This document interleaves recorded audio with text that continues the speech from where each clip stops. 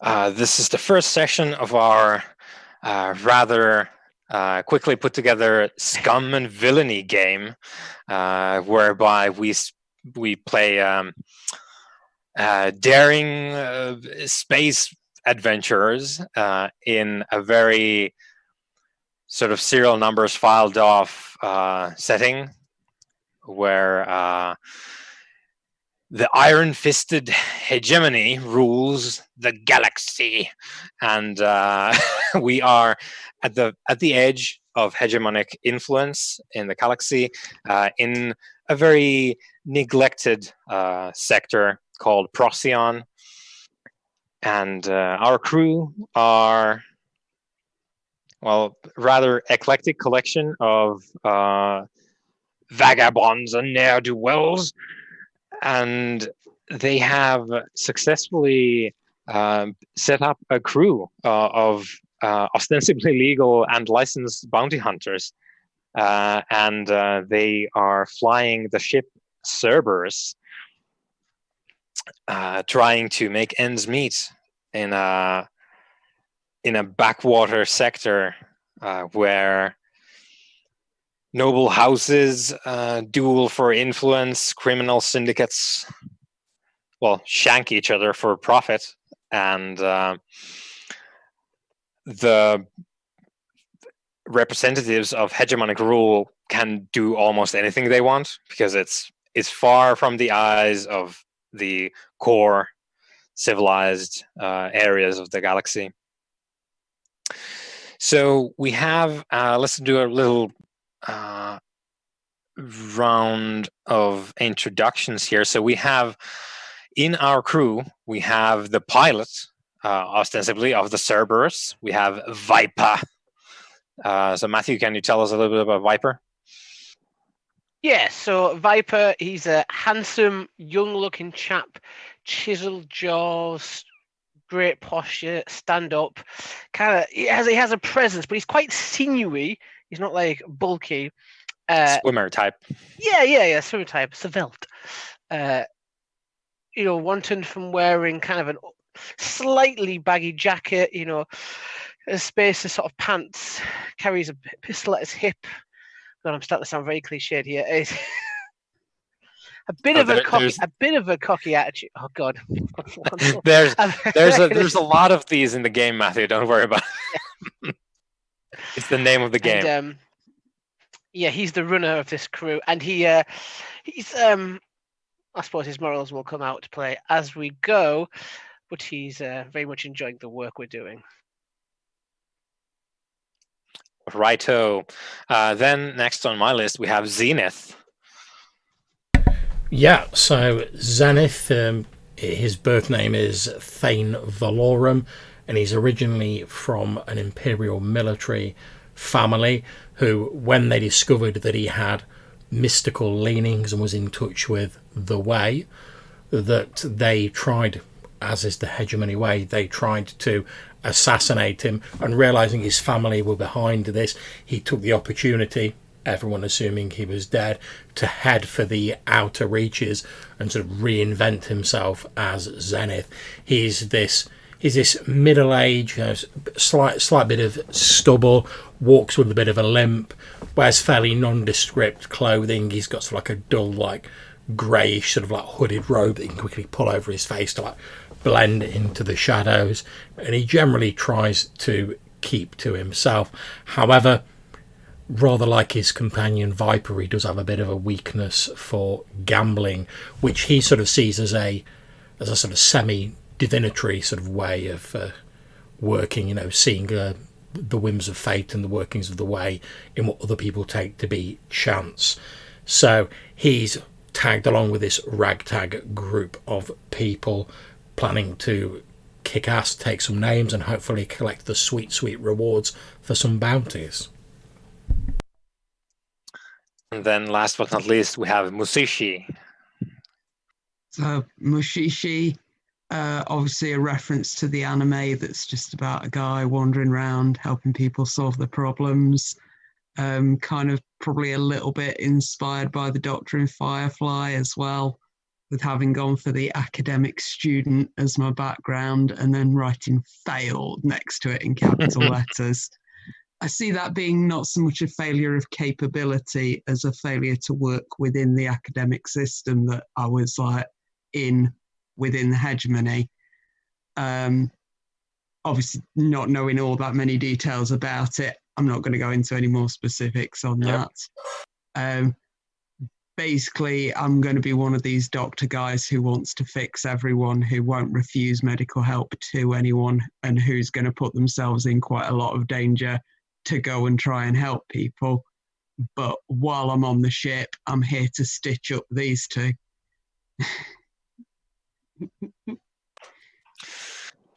Yep. So that is the crew, and we are going to kick things right off. So let me get my reference here. So well, apparently I don't have it here. So the way that Scum Villainy works, being forged in the dark game, it starts each sort of bit of action or a mission or a bounty, as is in our case.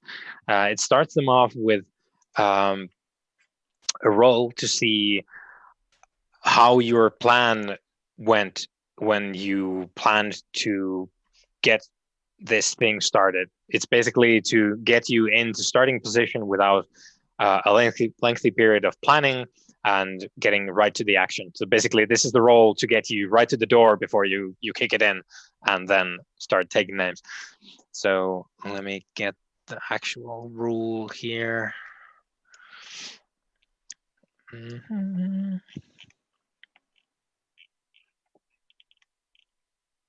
Here we go. So, okay. Right, so I have the rule here now, so let me set this up. So you are the crew of the Cerberus. You have all your various contacts and individuals that you've ties to in the sector here, and I've made some notes based on the character creation that we did and the crew creation. So you have a handout under characters in Roll20 in the journal. You can see there's a factions handout, and in that you can see your status with different factions in the Procyon sector here. So I've determined the faction status based on what we picked in the crew creation and the character creation. So you have a positive +1 reputation or status with the Cobalt Syndicate. They are.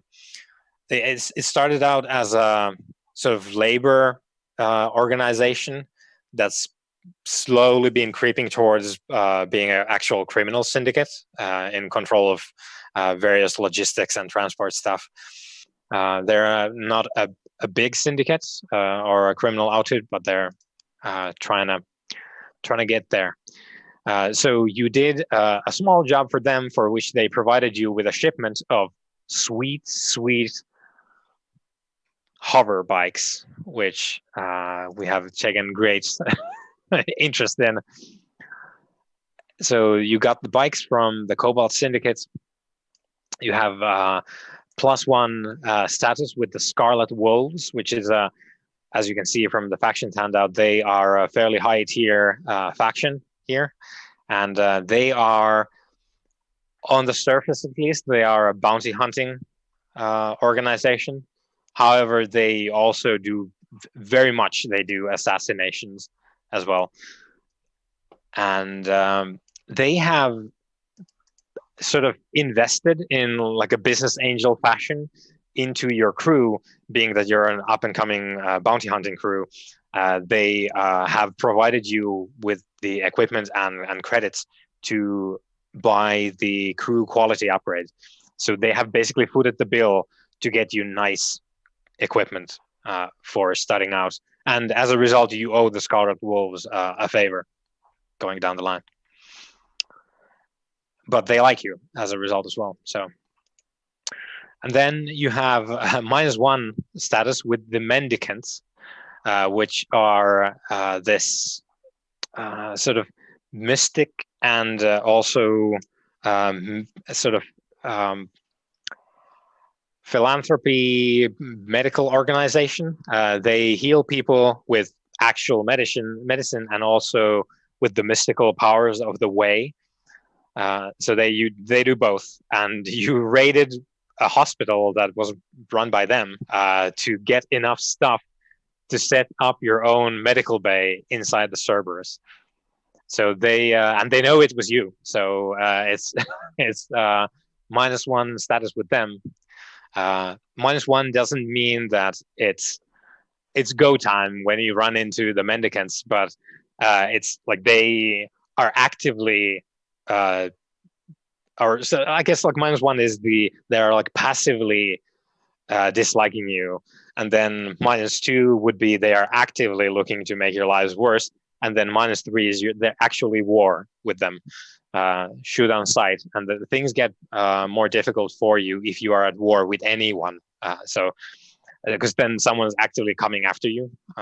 Never mind where you are, but yeah, the mendicants are not there. They're just like you are a known negative factor in their lives, and they don't like you. And because you have a very tight connection as a crew to a fixer called Jezri, who has helped you in numerous ways and is one of your greatest sources of sort of bounties and missions going forward. Jezri also has their own affiliations, and as a result, you get +1 status with the Night Speakers faction. And the Night Speakers are mysterious way mystics, which, as the name might hint at, they're slightly on the shifty side, and they are also connected to the sector governor, the noble house that governs the sector. They have some dealings with Night Speakers. And so Jezri knows the Night Speakers, acts as a fixer for them, and as a result, the Night Speakers also know about you, and they have a favorable position towards you. And also, Jezri apparently has a bit of a history with the Ashen Knives criminal syndicate, one of the biggest criminal syndicates in the Procyon sector, and they're not on good terms. So neither are you and the Ashen Knives, because the Ashen Knives know that you work with Jezri. So that is the starting situation and the sort of friends you've made along the way as we start this game. So you have this isn't the favor that you owe to the Scarlet Wolves, but the Wolves have contacted you to give you a bounty to work out. Maybe it's a test to see how well you perform, like what's your style going forward now that they have invested in you, but they have given you a bounty, and they've promised you a good amount of cred if you complete it. The bounty involves one of their own members, rather an ex-member now, because they're sending you after this individual. This individual was supposed to murder, terminate and disappear an archaeologist, and apparently they did not do this. And not only did they not do this, but they did not come back from the job. So the Scarlet Wolves have sent you to. They know where this individual is. They've tracked, or rather, you have tracked when we start the game, this individual to the planet called Shimaya. I'll put it in chat. It is in the Breck system in the sector. And the Scarlet Wolves want you to bring this individual in. Doesn't matter if they're dead or alive, but you just need to bring the body back at least. And if possible, they don't know exact details about like how or why the job that this individual called Thal, I'll put this in chat as well. Thal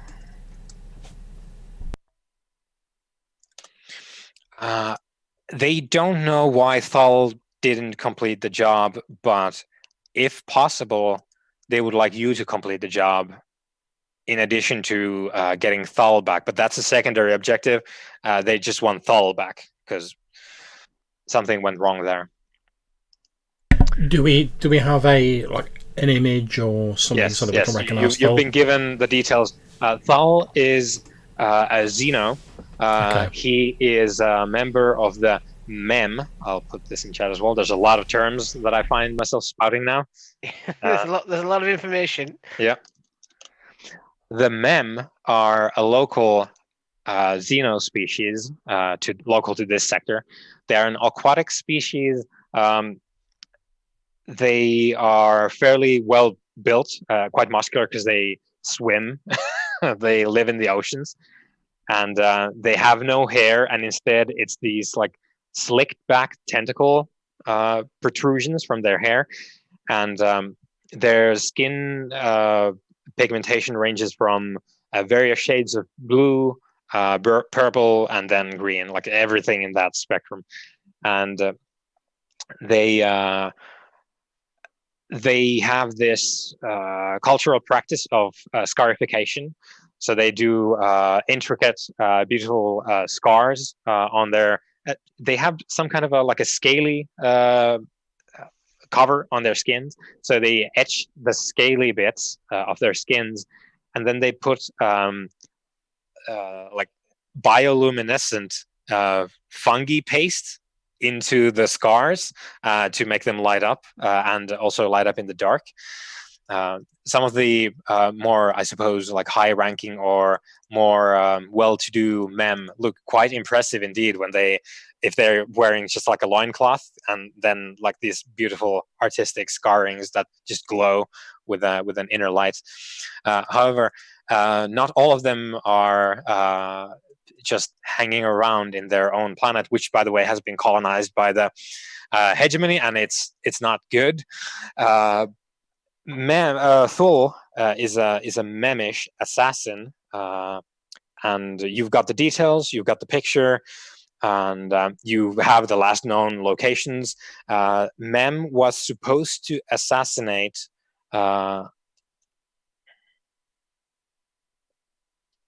an old archaeologist called Bren Jones on the planet Shimaya. And as far as the Scarlet Wolves know, Thal is still there, and you've been sent there. When we start the game, you've done all the legwork. You've done some arm twisting. You've found where Thal is, and now you are outside this fairly dingy, like hostel / motel on the planet Shimaya. Shimaya is a desert planet. It's quite arid. However, you are in a fairly sizable city called Bespa.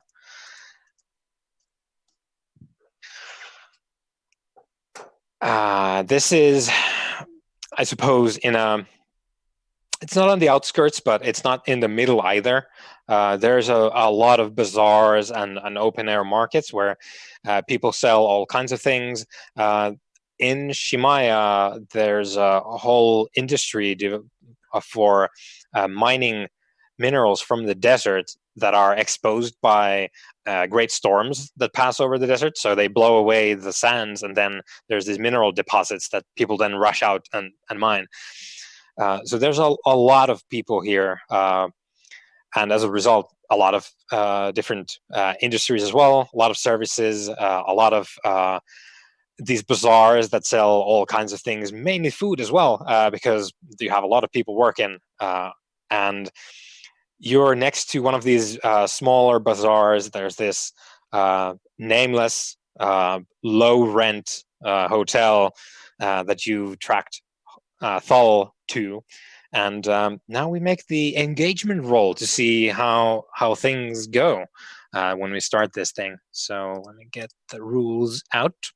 Okay, you first pick your plan, and your planning options should be visible on your character sheet, I believe. Isn't it like isn't it like careful? Like, Sorry, it's on the ship sheet. Is it? Okay. Apparently no. Okay, so I will rattle them out. I will prepare a handout for this next time. So Okay. you devise a plan, and then we roll how your plan did when we start the game. And your planning options are assault, deception, infiltration, mystic, social, and transport. And for each of these, you need to provide a detail. For John, if you're looking this up in the book, it's on 148. You will provide a detail which we will then use to set the scene after the engagement roll is rolled. So for assault, it's a fairly self-explanatory. Your plan is to go in, break some jaws, kick some shins, do the whole thing, and the detail is your point of attack. So, like, how are you going to proceed with the assault? The detail for deception is how are you going to deceive the target, presumably. So, are you going in with the like, oh, housekeeping, or whatever it might be, or like, oh, your pizza has arrived. Then infiltration, it's trespassing unseen, and then the detail is the point of infiltration. For mystic, yeah, it's all the mystical powers of the universe, so engaging with the way in some way, and the detail is like what kind of arcane power are you leveraging to achieve this plan. Social, you negotiate, bargain, or persuade, and the detail is your social connection, which might be anything. So like who are you leveraging socially to make this plan work? And transport, yeah, you carry cargo or people through danger, which I don't think that's necessarily a thing for us here. So what do we think then, guys? I mean, to be honest, I was thinking if this is like a massive sort of arid desert world, and this our quarry is like an aquatic species who presumably have to like at least keep themselves a little bit on the damp side because they're aquatic, they're probably going to need to find either like some public baths or like somewhere where there's enough water so they don't just like dry out and wither away in the desert. So what do we think in terms of like the 6 plans that have been put up? I mean, I was thinking mainly sort of like social, you know, like mixing with the locals, like ask about, sort of try and find out, you know, because I'm assuming this is a mainly sort of humanocentric setting. Yeah. A lot of the hegemony is human, but then you have a myriad of mostly humanoid xeno species. Okay, I'm assuming. Can I just check? Sorry, we already know where the guy is. Yes. Yeah, he's in this hostel. Yeah, this is just like our plan of like how we're going to try and apprehend him. Yep. Okay. Because I mean, like I say, I'm suggesting. Well, I'm probably suggesting like infiltration. To be honest, you know, we sort of get into the place, we like book ourselves into like a room at the hostel, mix in like, you know, maybe get separate rooms. Like, we're just normal people, mingle in a little bit, try and like locate him when he's like on his own. Then like get in there and make with the apprehending. Mm-hmm. Yeah, maybe grab him at the breakfast line. Yeah, I'm pretty much thinking like, follow him about, wait till he's at a vulnerable point, like when he's on his own. Then there's 3 of us. Then we try and take him down. I don't know whether the doctor can like whip up some like drugs. You're suggesting, John, is that we stalk him until he goes for a bath, and then we catch him. Yeah, pretty much. Literally like catch him with his pants down. That plan. I'll see if I can line up some drugs to knock him out. But the bath's a key part of the plan. We're not just we're setting a trap. Okay, so I think, then our infiltration is you're I suppose you're like, we're just buying lodgings here, and we're tourists come to Shimaya. Yeah, see the site. Like I say, wait till he's off guard. Like I say, he's having a bath or whatever. He's divested himself of most of his possessions. It's just him in his like swimming trunks, like getting into the bath or whatever. Then we like black bag him and get him on the ship. Yep. I mean, I don't know if the Doctor can like whip up some like fucking injection or something where we can knock him out. I wasn't gonna go for the gas. I was gonna go for like an injection, vary it a bit. No idea whether I'm capable of that or not. Can I try for that, Johannes? Yes, definitely. That is a thing you could do. And let's see, your sheet you could already have. Yeah. So on your sheet there with the items, you have some syringes, you have applicators, you have illicit drugs you could take as well. So yeah, we could definitely whip up some crazy chemical stuff. But so our plan is infiltrate the bathhouse, and when he's in the steam sauna, jack him. Oh, if he's in a steam sauna, it's even better. If Mushishi can like make something, I don't know, some sort of poison that like disperses when it's like heated up. If we can like mix it in with like the steam vent, so he's like, I wouldn't want to risk injuring the other patrons of this establishment. That's why you just make it as like a sort of like a low sort of, even if it just makes him groggy. Any aerosolized chemicals far more difficult to control. Well, much easier to just swing in with a hypodermic. Well, you're the Doctor, so. Yep. Oh well, we'll see how that goes. So our plan is to, infiltrate the steam, the spa facilities, I guess, and make with the chemical attack, and then see how it do. And we have that now. So let's see. Yep. So you have the detail there. So you're going to get up to the dingy ass spa facilities connected to this low rent hotel and try and get him there. And now you choose your load. So at the very top, underneath your character, rather your playbook name. So I'm looking at Mushishi here. So under Stitch, you could pick either light, normal, or heavy load, and this is the amount of stuff you're going to carry around.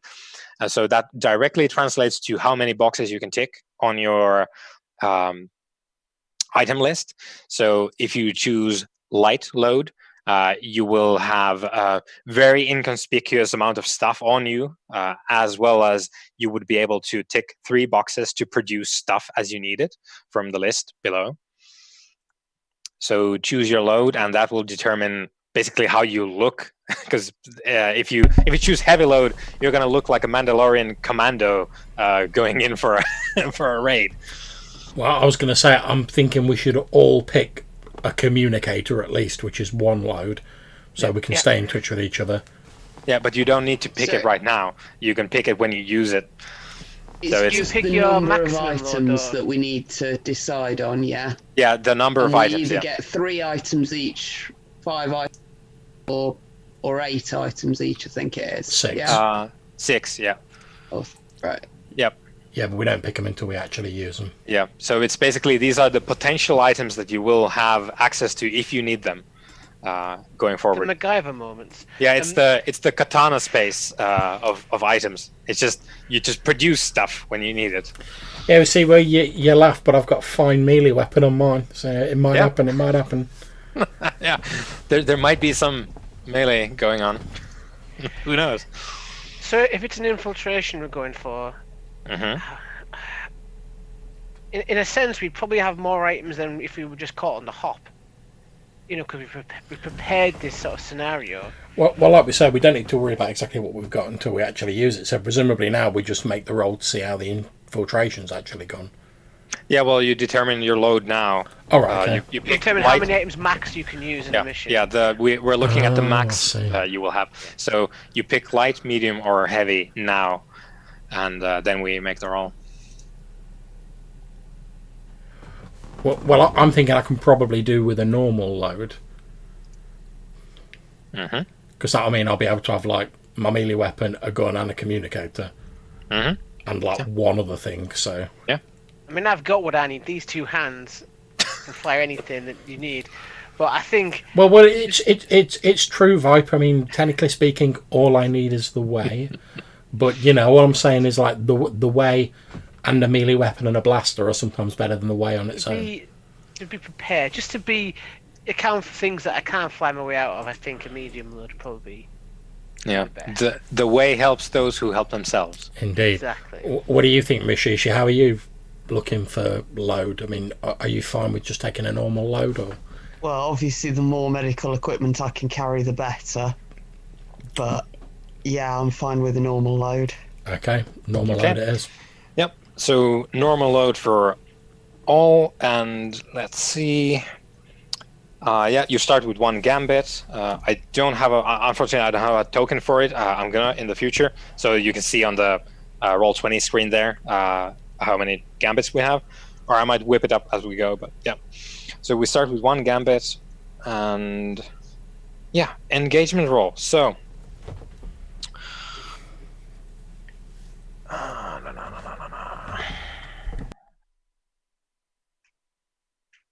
Okay. Yep. So now we determine your dice pool for this engagement roll, and it is a fortune roll, which is by default it's just 1 die for sheer luck, and then we have some modifiers that we can apply on it. So, is this particularly bold or daring? I don't necessarily think so. I think it's as far as the this isn't us sneaking aboard a Star Destroyer and yeah, we're not like kicking down the door and coming in like with blasters out or anything. Yeah, or like assaulting like a Legion guard post or anything. So I don't think that's necessarily true. Is this operation overly complex or contingent on many factors? I don't think that's true either. That would have deducted 1 die, and the daring would have given you an extra die. So that there's an incentive towards doing daring stuff. You get more dice Going to for roll. bold, crazy moves. Yeah. And does the plan's detail expose a vulnerability in the target or hit them where they're weakest? That's what we should have done, guys. We should have just had Mashishi put together effectively like a sort of vapor bomb. We should have just kicked open the door of the. Should have, but didn't. So let's get on with the game, eh? And benefits of hindsight. I should have consulted the Waymo before we started. I love you. So I think the plan's detail, which is because he needs to probably get moist. I think that definitely gives you an extra die for exposing a particularly vulnerability on this individual foul because he's memish. So that's 2 dice you're on now. And is the target strongest against this approach, or do they have particular defenses or special preparations? Not really. So you're at 2 dice still. Any other elements? Yeah, well, there is. Thal is a Scarlet Wolf assassin, which is way higher than you in tier. So he is as a standard. He's just better at many stuff than you, most stuff than you. So that is a minus -1 on you. I was going to say, could we get potentially a plus for hitting them where they're weakest or exposing a vulnerability? So wait until he's down to his scanties in the bath. Yeah, so you have 1 by default. You get +1 because you have this sauna plan, and then you have -1 because he's a Scarlet Wolf assassin, which is a tier 4 individual, and you guys are at tier 1. So back to 1, and I think that's it then. So 1 dice, what could possibly go wrong? Yeah. Yeah. So I'm gonna see if there's a button on the sheet. Yeah, so anyone could press on the right side underneath your old friends, or rather whatever connections you have. There's a roll fortune. Someone can hit that, and we can see how. Come on then, who wants to take the responsibility of making the roll? I think you came up with the initial plan, John, so I think it should fall on your head. Alright, okay, here we go then. Number of dice, 1.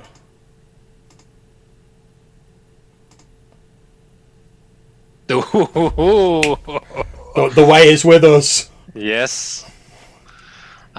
So good result. You're in a controlled position when the action starts. This is very good for you guys. It is extremely good start. Yes. Okay. Yeah. Let me see. Okay. Okay. So for the initial stuff that each of you might do, you have a controlled position for very good outcomes on your rolls. However, after that, things will return to normal, which is to say risky.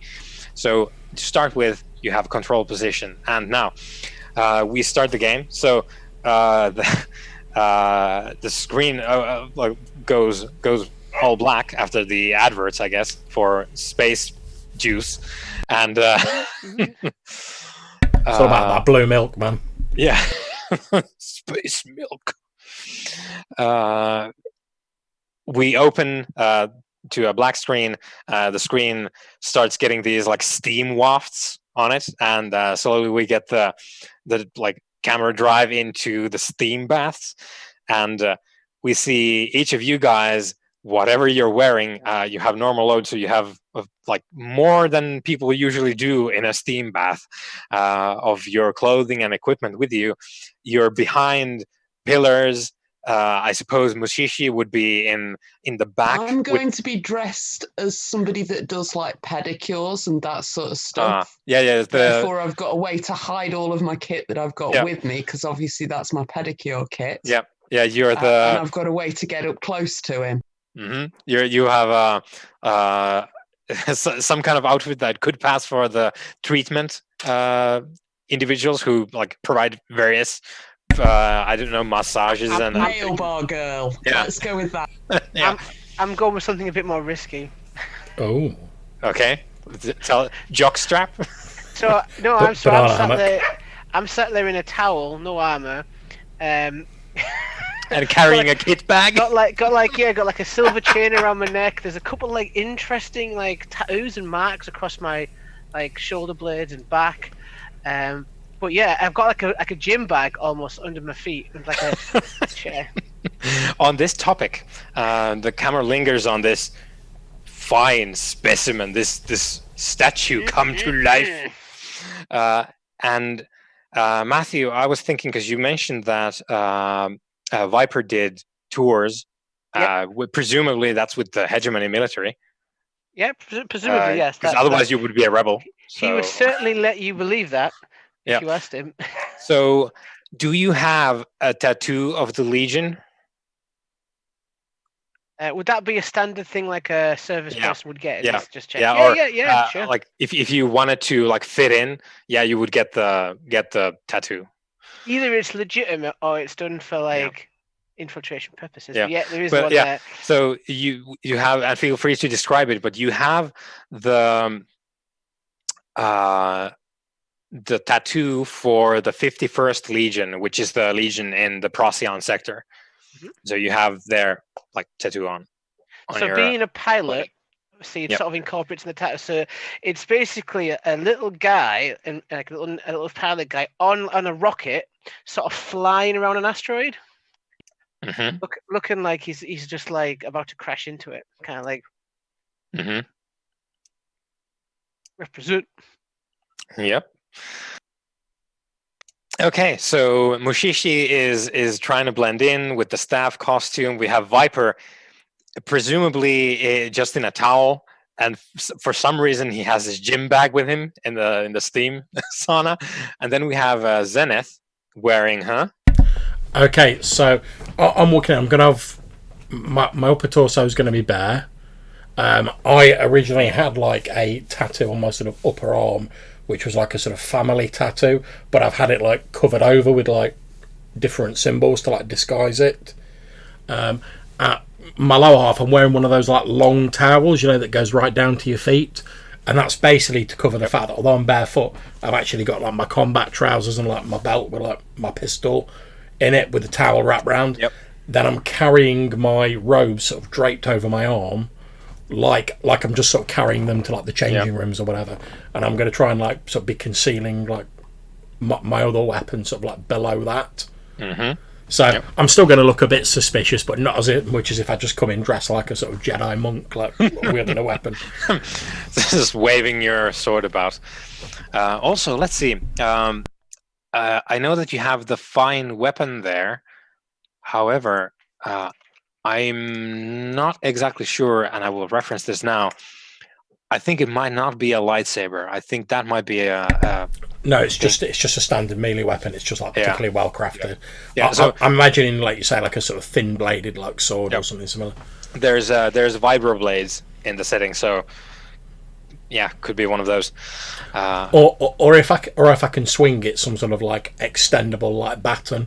Oh yeah, for sure. Yeah. Because then that'll be easier to sort of hide under the ropes, black and like telescopic. Sort of baton you could just literally be like the handle, and then you just flick it, and then sweet. Yeah, so I'll have my robe over my arm. On my other hand, like I'm sort of holding that, but actually I'm sort of keeping the weapon that's on my arm there sort of steady, so I can just quickly like if I need to. Yep. So we have the camera pan across all of you guys, and we see Thul, the Scarlet Wolf assassin, sitting on one of these benches, these unassuming benches in the steam room. He's got his scarring, however, it's devoid of the bioluminescent fungi paste because he's far away from his home planet. He doesn't have access to that stuff now, but he's there in just a towel, and he's this sort of like deep, like poison ivy green, and his eyes also fitted to life underneath the waves. So there's a bit of the sort of nictating membranes going on, and he's just chilling, trying to relax. There's some other people in the steam room as well. There's some miners who are sweating off the dust and the absolute accretion of dust in their pores from trying to mine out in the desert. And what do you guys do? You have the lay of the land, you have the controlled position for your roles when we start this off, so over to you. Well, I'm going to assume, since Mashishi's got the hypodermic, that we're going to be sort of following Mashishi's lead on this, and that me and Viper are sort of taking up like positions, because obviously I can move quite quickly using the way, so take up positions. So like if it all goes a bit like Pete Tong and she doesn't manage to inject him properly, we can then like run in and help. Or if it does go properly, we can be like, oh no, he's collapsed, let's help him out of here, sort of thing. Well, he has a bit too much. Terrible. So. Yeah, we're like, oh, he's obviously dehydrated. I mean, look at him. Oh, we'll get him to the doctors. Well, I was assuming at that point we were just going to pull out our licenses and tell people to back the truck up, but fair enough. Oh, I like it. Yeah, let's go with that.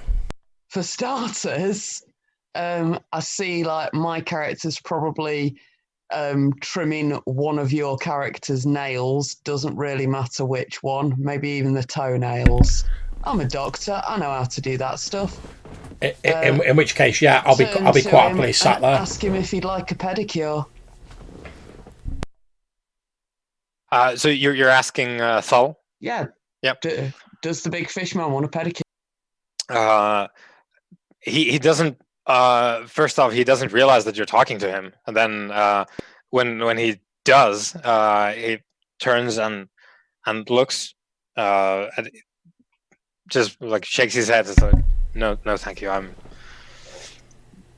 I'm good. No, just nods. I'm good. So as I'm sort of having like my toenails trimmed or whatever, with like the towel still concealing like everything else. I'm gonna stand up and I'm just gonna try and like add a bit more to it. And I'll be like, we're a little bit dry with all the weather out there. Have you got any of that fancy sort of moisturizer or anything like that I can put on? I mean, my skin's getting horribly scaly. I'm really dehydrated. Gonna have to get a drink. Absolutely, sir.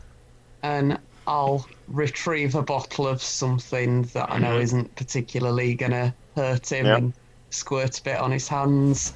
I'll sort of, Offer him a sanitizer. massage. I'll sort of, Again, ask the fishman, would he like a massage? and I'm going to sort of back that up. I'll be like, oh, I'm going to have to. Do you sell this? Oh, that's amazing. I mean, it's taking the dryness right out of it.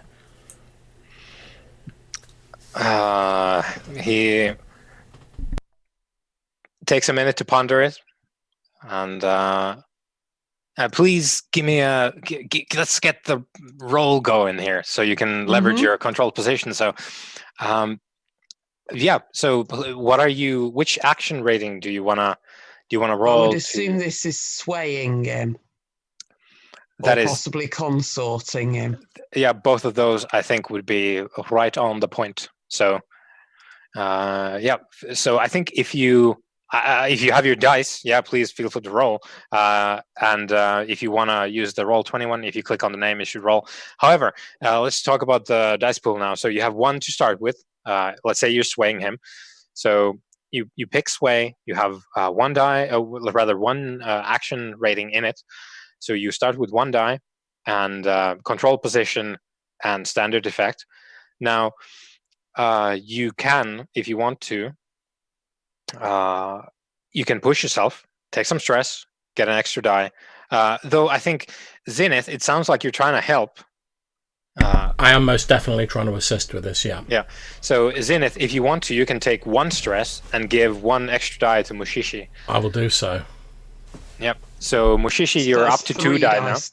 Oh, Yeah, if you want to push yourself for 2 stress, then you get 3 dice. Yeah. Yep. Okay.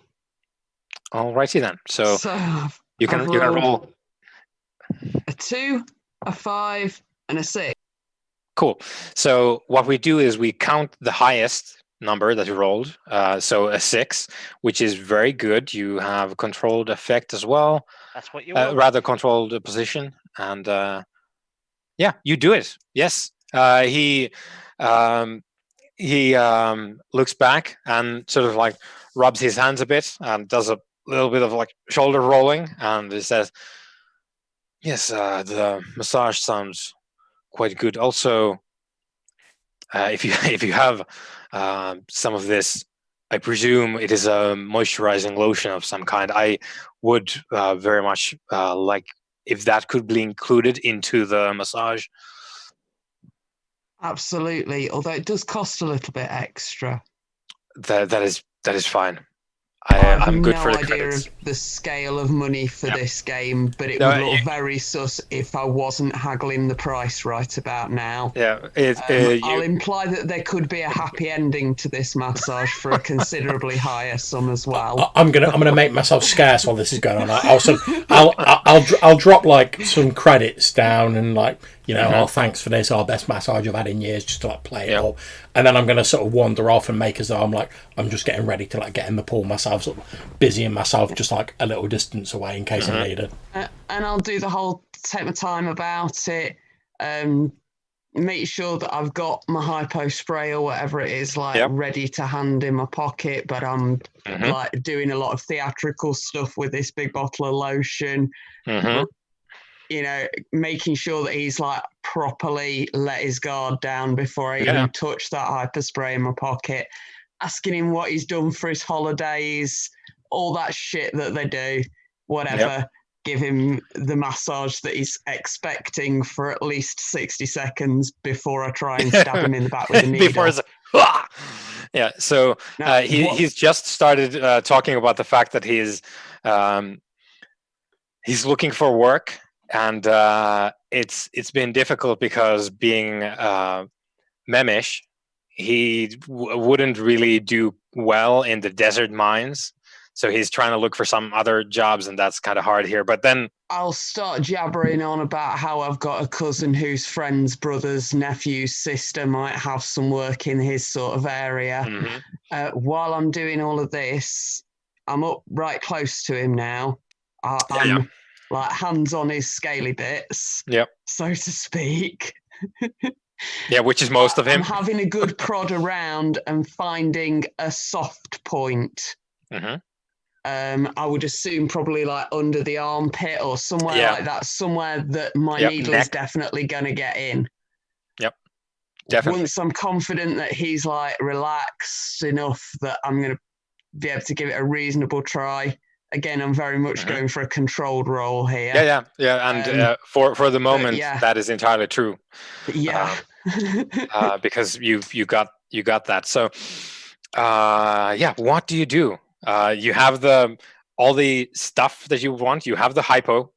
You have him laid out on the table. Sooner or later, I'm either going to have to give him a happy ending or a syringe in the back. So as soon as the moment does seem right, I'll go for it and I think him. I think the poetically right moment is that when because you dropped the hint about the ending. I think you hear him being, because he's relaxed, because you're like muscle manipulating, so he's feeling quite relaxed, and he just like mumbles something about that there's not going to be a happy ending for him, and then you're like, well, that's true, I guess. Afraid so, mate. Yeah. So, what are you rolling here? I presume you're gonna. I would assume this would be a doctor's skill. Yeah, probably. Basically. And to make it so, I think. I think it's either going to be us ticking 2 boxes to get you a med kit, probably the fine one, because you have that's a special thing because you're a Stitch, so you can get a better quality one, or the one tick for illicit drugs. Which are you using? Are you using a med kit or drugs for this concoction? Yeah. I'm really letting my paws open, by the way. I'm really soaking in that. We'll go for the fine med kit then. Okay, good. Alrighty then. So you get to roll, and you select a doctor, which that makes sense. And your fine med kit, I believe, gets you an additional die because it's a quality one. So you have quality. Like, is this a sedative, or is this like poison to kill him? It's some sort of knockout stuff. If we've been told we need to take him back alive. No, they specifically told you that it doesn't matter. You just bring the body back. Oh, right. Okay. Either way is fine. If I'm capable of getting something that isn't going to kill him, I'll get something that isn't going to kill him. Yeah, good. Yeah, you can definitely make people with syringes ain't really my vibe. It's sort of against the whole doctor thing, unless you're. It does sound like it might be slightly less painful than whatever else he's got coming to him. But I'm not going to be administering that. Yeah, it's not on you. Yeah, so you've cooked up this sedative, and you can roll your doctor. So you have 2 dots in it, and you have the fine med kit, so that's +1. Do you want to get more dice with the various bits that we have available to us? For now, I'll go rolling 3 dice. Yep. Good. So I've got a 1, a 6, and another 6. That's a critical. So if you have multiple 6s, then you have a critical success. So, John, you know these dice that say John's Casino on them? They're not weighted, are they? No, they're not. Okay. Just checking. So what happens is you get the hypo out. Let's say you stick it into his armpit, and you got the critical success. So you actually managed to get the correct chemical compounds that kind of especially work on him, or at least more than not. And he seems to go limp on the table. Sweet. So what that means is I'm gonna put up a clock for this. Let's see. This is Thul. And oh no, that's not correct. Here we go. Okay.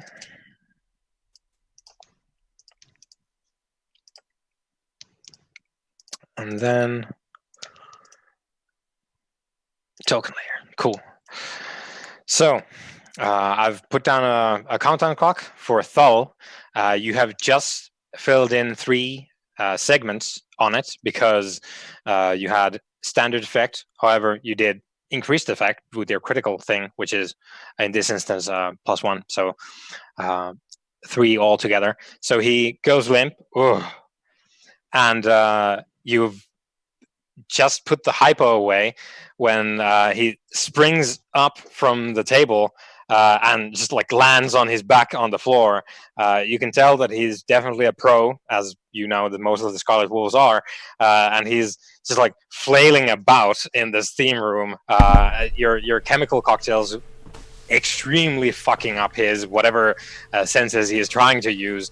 However, you can see him from your medical understanding. I think you can see him engaging in some kind of perhaps body control techniques, in that he seems to be, as he like flails about, his breathing is very controlled. He's doing something to his body, trying to fight this thing, but for the moment he's just like knocking over stuff, and one of the miners gets a punch from him because he doesn't know what he's doing. I'm assuming this is the point where you two come running in your pants and save the day. I was going to say, what I'm going to do is I'm actually just going to like hold out my hand towards him, and I'm going to try and use the way my knowledge of kinetics, which allows me to like throw a table size object. Now I know he's probably not table size, but he's flopping about anyway.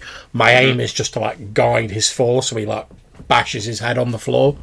Yep. And also it is very much clarified in the book specifically that people are also objects. So if you wanted to, you could throw him.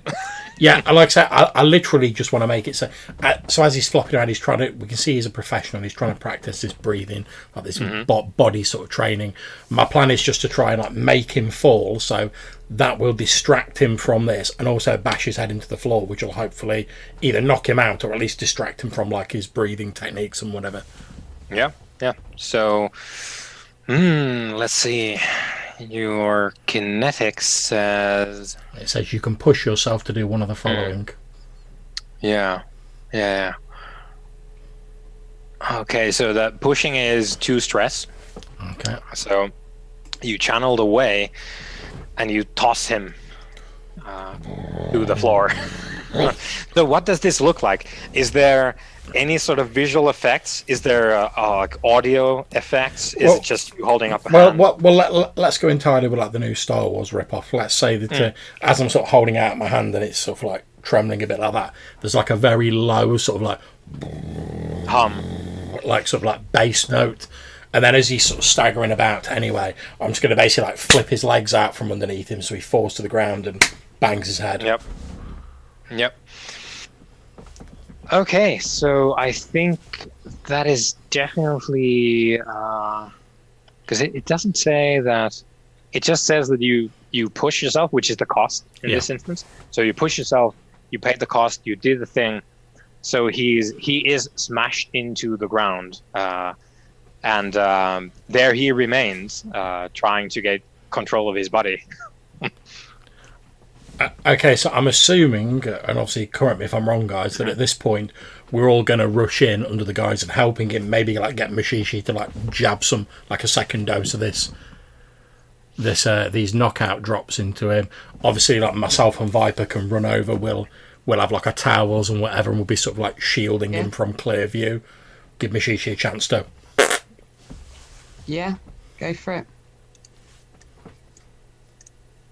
Although, do we care if anybody else in this place sees us doing this? I'm not so bothered about anyone else seeing us. I'm more sort of thinking like get another dose into him before he wakes up.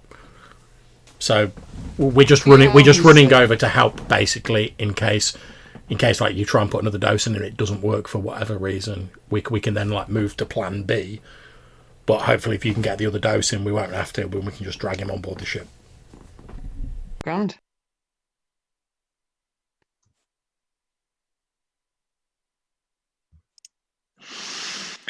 Okay, so who's doing what? I think that's some leadership from Zenith, maybe? not quite Well, sure. like I say, myself and Viper thing. are just moving over, so I presume you'd have to make some sort of roll to get the second dose into him or So see how effective it is. Doctor roll then. Yeah. Maybe. Yeah, definitely. Yeah, and this time it's going to be desperate. Rather not desperate, but risky. Yeah, here we go. Is the thing, because the things are not controlled anymore. So yeah, you have 2 in it, +1 from the medkit.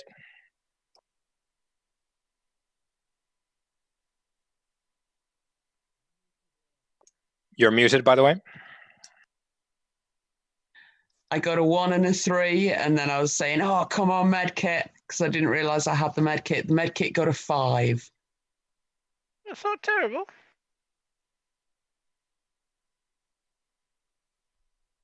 You're muted, Jonas. The student has Of course. the master. Of course I am. So in risky, a 5 means that you do it, but there's a consequence. So I'm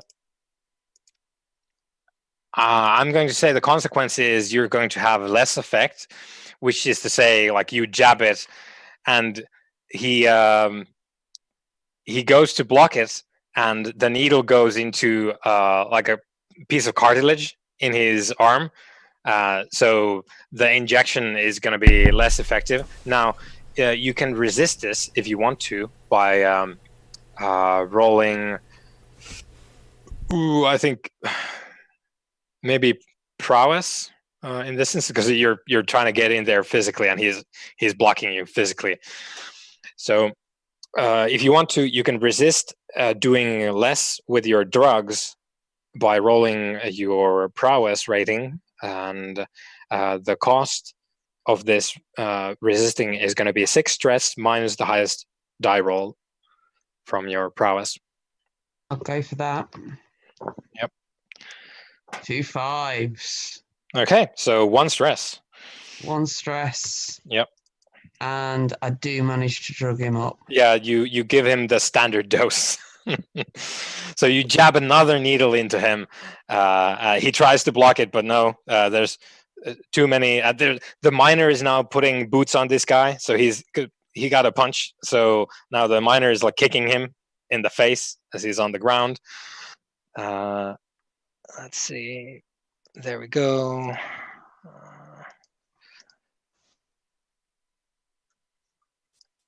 So that'd be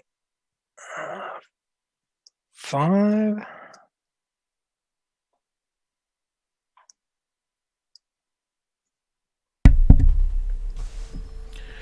And I think once we've seen that Mashishi's got the second dose into him, myself and Viper have been moving in, we're basically just going to like grab him between the two of us and start sort of like manhandling him towards the ship, knowing that obviously if anyone gives us any trouble, Mashishi can always whip out the legalized like bounty hunter pass and be like, back off. Should we cuff him? It's a good idea, Viper. Get the cuffs on him. I'm guessing that's an item probably that I've obviously prepared in advance, Johannes. It is an item you can tick a box for on your sheet to have in your gym bag. Consider it done. A special pocket just for some handcuffs. These weren't even for fun. These are for... Yeah, a Viper is the kind of guy who brings a pair of handcuffs into Steam Sauna. Yes, I am. I'm going for the kind of 80s mafia gangster set in Star Wars. I need a Pimpin' 80s soundtrack.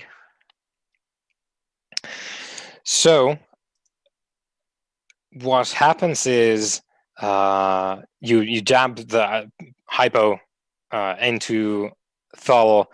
There's another dose, and it's very hard to tell from his eyes because he has these fairly dark aquatic eyes. So the standard like pupil dilation and stuff is very hard to gauge on him because he has a different physiology. But you know that the stuff works on him now, and he. Regardless of all this, you guys putting the boots on him, Viper, you go and fish out the handcuffs, and he's there's bass note in the air as you get the things out, and there's like this matrix time dilation thing where I was going to say, as soon as I hear that bass note, I'll be like, yep. I know what that means. Yeah. Is there So a disturbance in the way? yes, Thal does a flip in to you guys. It passes very rapidly, but to the camera, it's a slow motion of him being on the ground, just like rising up and with no physical force, doing a little spin in the air and landing, I suppose, quite close to Zenith, because he does a flip up from the ground. And I was going to say, I don't know if it's possible, but if it is, as he starts rising up, I'm basically going to push myself again, using my telekinetic, start boost myself up, and try and go for the and so like meet him in midair and like slice him. Yeah. Obviously, the drugs don't work, so I'm going in with the weapon. So he does his way-powered somersault off the ground with no difficulty, and he's still got the two needles in him, and he comes down close to Zenith, and Zenith goes for the baton. Is it? Or yeah, what do you bring out? Yeah, it's like a very small, almost like your lightsaber handle, but when you sort of flick it, it's like a telescopic baton. So as he sort of comes down, I'm basically going to go flick that out and then swing it back up to try and sort of baseball swing him as he comes down. Yep. Okay. What are you rolling for this? Okay. I'm going to say it's probably a scrap roll, because I'm literally just trying to like... Yep. Sounds good. So your scrap rating is how many dice you have, and then if you want to push yourself, you can get more dice. Okay, so how many stress do I take to push myself? Two stress if you want to push. Yeah, so I'll take 2 stress to push myself. Yep. And then I go for my scrap roll. So what's the position? The position is risky, and the effect is limited because now you're speaking his language. He knows about scrapping, so and he's a higher tier individual than you are. So let's see how we do then. Yep, 5. 5, yeah. So it's let me see. Here we go. So 5, yeah. Again, you do it, but there's a consequence. Yeah. So you whack him. However, he basically what happens is you go for the upwards cut, which he parries with one of his arms. Just like goes in for the it's gonna hurt, but and you smack him in the arm, and with the other arm he comes down with and you can almost feel the bass hum as he like smacks you with the open palm in the chest, and just, unless you want to resist the consequence, which you can do by rolling your prowess. Yeah, I'm pretty good for prowess. I'll give that a roll. Yep. Okay, so I'm presuming no bonus dice. Yeah. Nope. 4, okay. 4, and 1. So 2 stress it costs you to resist being like flung into the ground. Okay. So what do you do? So you smack him in the arm. It obviously hurts him. He comes down with the way-powered hand slam. Okay, so as he's coming down, I'm obviously attuned to the way. I've sort of sensed this as it's on its way down.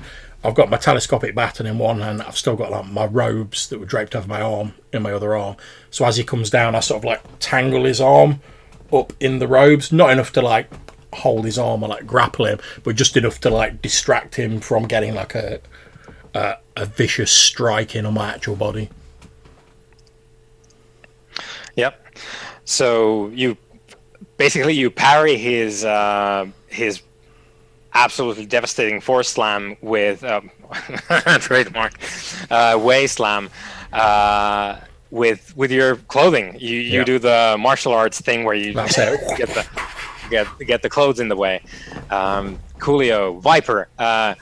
You the individual you were going to handcuff is now on the other side of the steam sauna. What do you do? I'm muted. yeah. Yeah, I realised just after I started talking. This is obviously a problem. Did we arrange beforehand if we could bring the target in and dead? Like, is this a live or dead situation? Or They did say we could bring him in dead. Okay. Does he appear armed at this stage, or is he just a fish man? 1, 2. And he's obviously in tune with the Force, as you can tell by the He's in his pants. It's just his pants are a lot bigger than ours. Yeah, he's got them Dick Assassin pants on, and the way. Yeah. Right. Okay.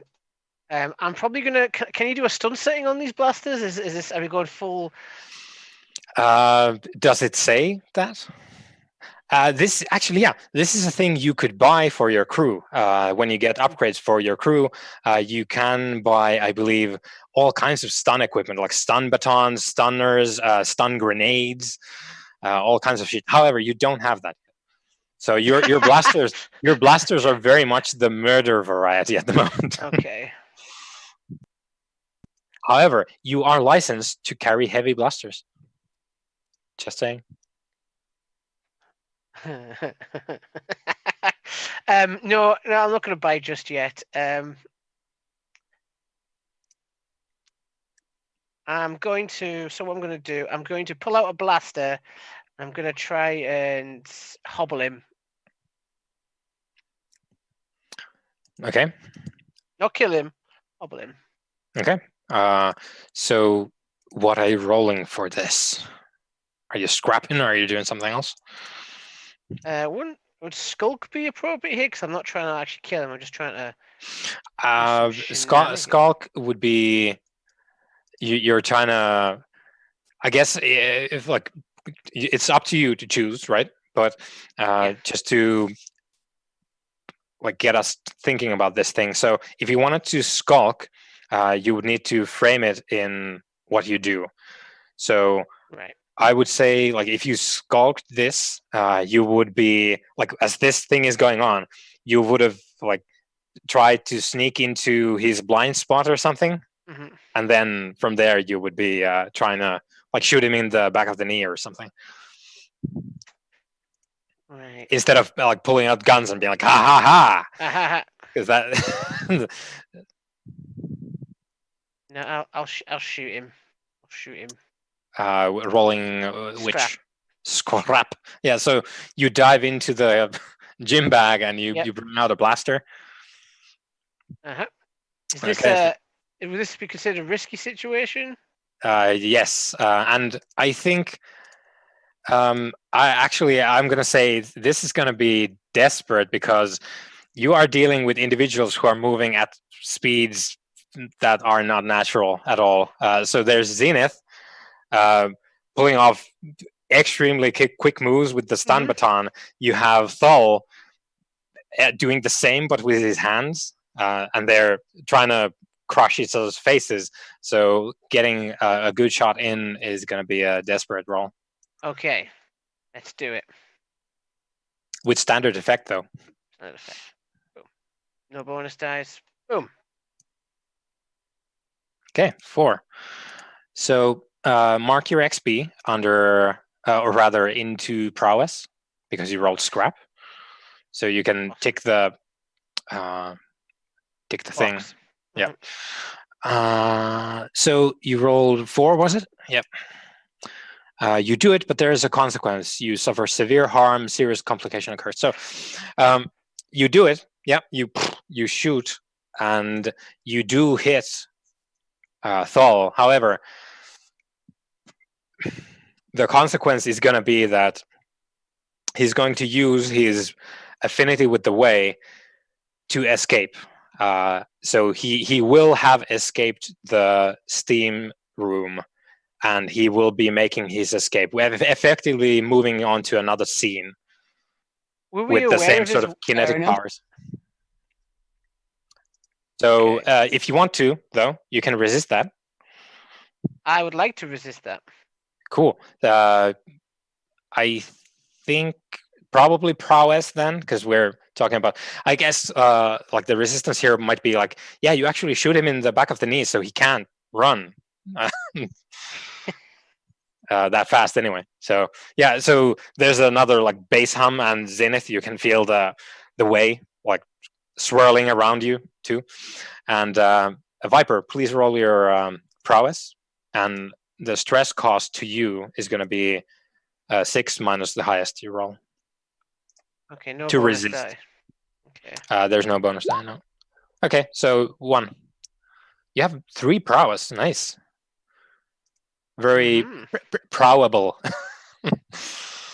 Okay, so yeah, Zenith, you can feel Thal focusing the way into himself.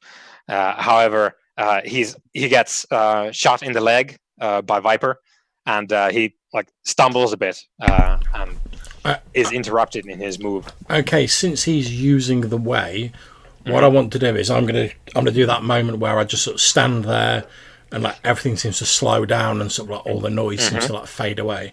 And he's obviously using the way a lot himself, which I know is a stress on someone's body and their mind.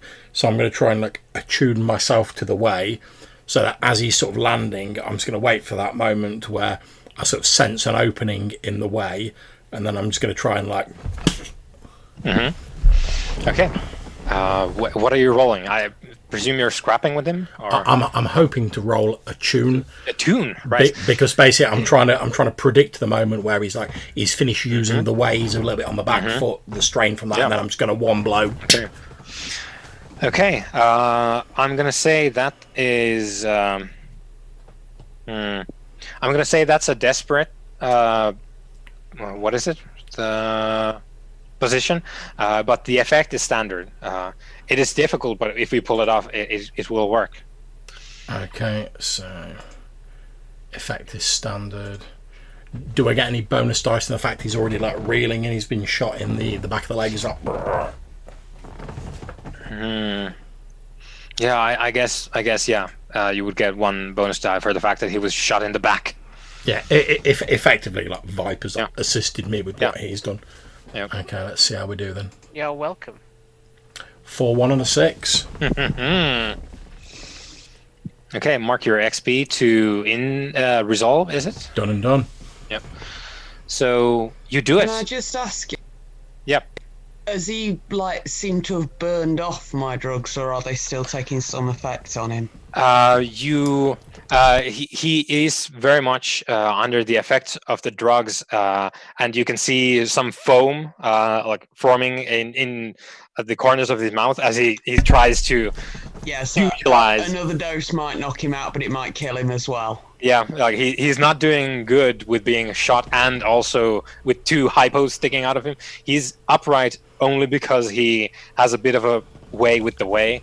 And hopefully I've just like smacked him in the neck or something as well. If he didn't, he might be in a bad way. While he's looking at Zenith then, now, you said these are like fishmen. Do they have gills of some sort? I don't recall exactly. Maybe not. It's just that they're, I suppose, lungs, because they can breathe air as well. I suppose their lungs can just while process he's water. grappling with John, my intention is to basically jump on his back and try and restrict his airway by whatever means seems the most feasible as a doctor. Be it holding my hand over his nose and mouth, being it squashing his gills down, whatever. Well, hopefully you'll get at least jump on his back and try and restrict his airway. Well, hopefully you'll get at least a dice bonus. Me risking him flinging me off his back and probably getting like smeared down the wall. Yeah. So I suspect that's quite a desperate action there. Yeah, I think at this point, a lot of things are desperate here in this. Is it? Yep. It's going to be a prowess roll. It's going to be Probably scrap, but you can decide. Prowess is for resisting stuff, so you would pick one of the things under prowess. And you're muted.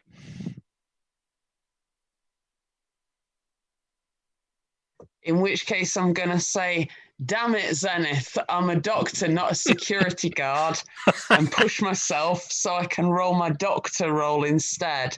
And I'm just trying to get the bit of the character sheet that tells me what that actually costs me. Push is 2 stress. 2 stress. Yep.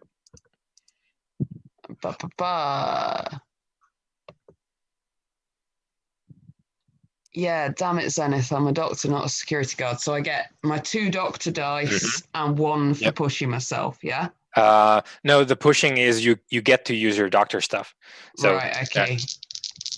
I'd get the but 2 however, stress either way, wouldn't I? You could get a devil's bargain if you wanted an extra roll. I was going to say, does Mashishi get... Because I just rolled a 6 on my 2 doctor dice. Okay. Well, there's that. Okay, so the position was desperate, so mark down an experience into insight, I think, because you rolled the doctor stuff. Yeah.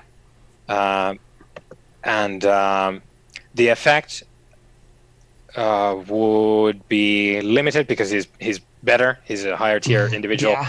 But you do it. I'm mostly just trying to provide a distraction while the other 2 get him under control. But yeah, it's a one more action in this series of you dogpiling him, because it's Zenith in the front beating it with the baton. You're in the back trying to hang on to the neck, and Viper is taking shots from the other side of the sauna. I was going to say at this point I'm going to give Viper the nod to finish him. Let's see. Let me update the thing. Unfortunately, my progress clocks aren't something I can just click on. I need to update it every single time. It's okay. So let's see. There we go. So at this point, Thal is looking mighty worn down by the shots, the beating, and the drugs in his system,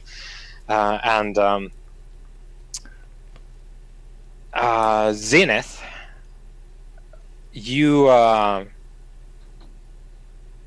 momentarily blinded as from behind you there's a blaster bolt that goes by your head and smashes into the wall. There's a scorched panel there now, and I'll glance over in that direction. As you glance back, there's an old man with a moderate-sized, fairly well trimmed, though there's signs that this man has been sort of laying down low for a bit. Does this look like the archaeologist doing yes. that? Yes. The archaeologist Bran Jones is in the steam room doorway, pointing a blaster with shaking hands at you, and so I'm just going to tick a box to say I've got a communicator, and I'm just going to be like, Viper, over at the door. I'm on it.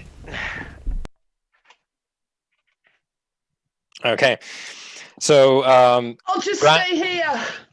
I'll take care of this guy.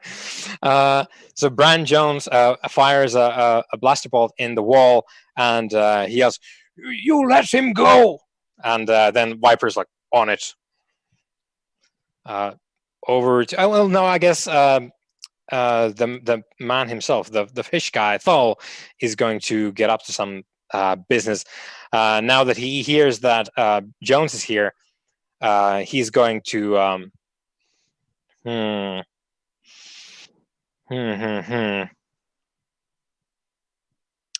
I think he's going to leverage the way that he summoned earlier for his kinetics. He's going to unleash that now. So Mushishi, you are taken with him as he dashes out of the steam room. Right, okay. You're hanging on to his neck. He picks up Jones on the way. So Jones is next to you. He's carrying Jones on his shoulder. You're hanging on to his neck. And he dashes like out of the steam room into like an open residence unit in the hotel, and through the window with his the last bit of his kinetic powers, and lands outside the motel, bleeding from the cuts and that he sustained while jumping through the glass pane, and he's pointing to like a sand skimmer of some kind, and saying, "Professor, get on the skimmer," and like lets go of him. And Okay. that's where you are now, Mushishi. I was going to say, at this point, can I use the last of my way ability? And basically, I don't know exactly how far the skimmer is. If I can reach the skimmer, my plan will be to like land on the skimmer with like my blaster sort of pointed at him. Oh yeah, you could definitely, if you want to push yourself, you can definitely do that, and you could make it outside the hotel. Yeah, so I'll quickly give like Viper like the signal to like follow up and open up with the blasters. I think we've gone past the or alive portion of the of the mission now. Then I'm gonna force Leap out through the same window, sort of fly over them, spinning round, so I'm facing them as I do so. Land on the speeder bike with my blaster pointed at the Thal. Okay, yeah, you are there. Do you want to get something done? Do you want to roll for something? Yeah, I mean, if I've got enough to take a shot at him, and like I say, the reason I wanted to land on the skimmer is so that like I'm not going to be shooting Mushishi because she's on his back. So if he's facing towards me, I'm just going to. Yeah. Okay, yeah, please roll for your shoot. I'm assuming this would be scrap. Whatever you feel like. Scrap certainly feels like it fits. Okay, I'll go for that then. What's the position? The position is, I think, given the rapid pace, I think maybe we're going to be desperate with this. Okay. Like getting there and getting a shot off at him while you're both moving at incredible speeds.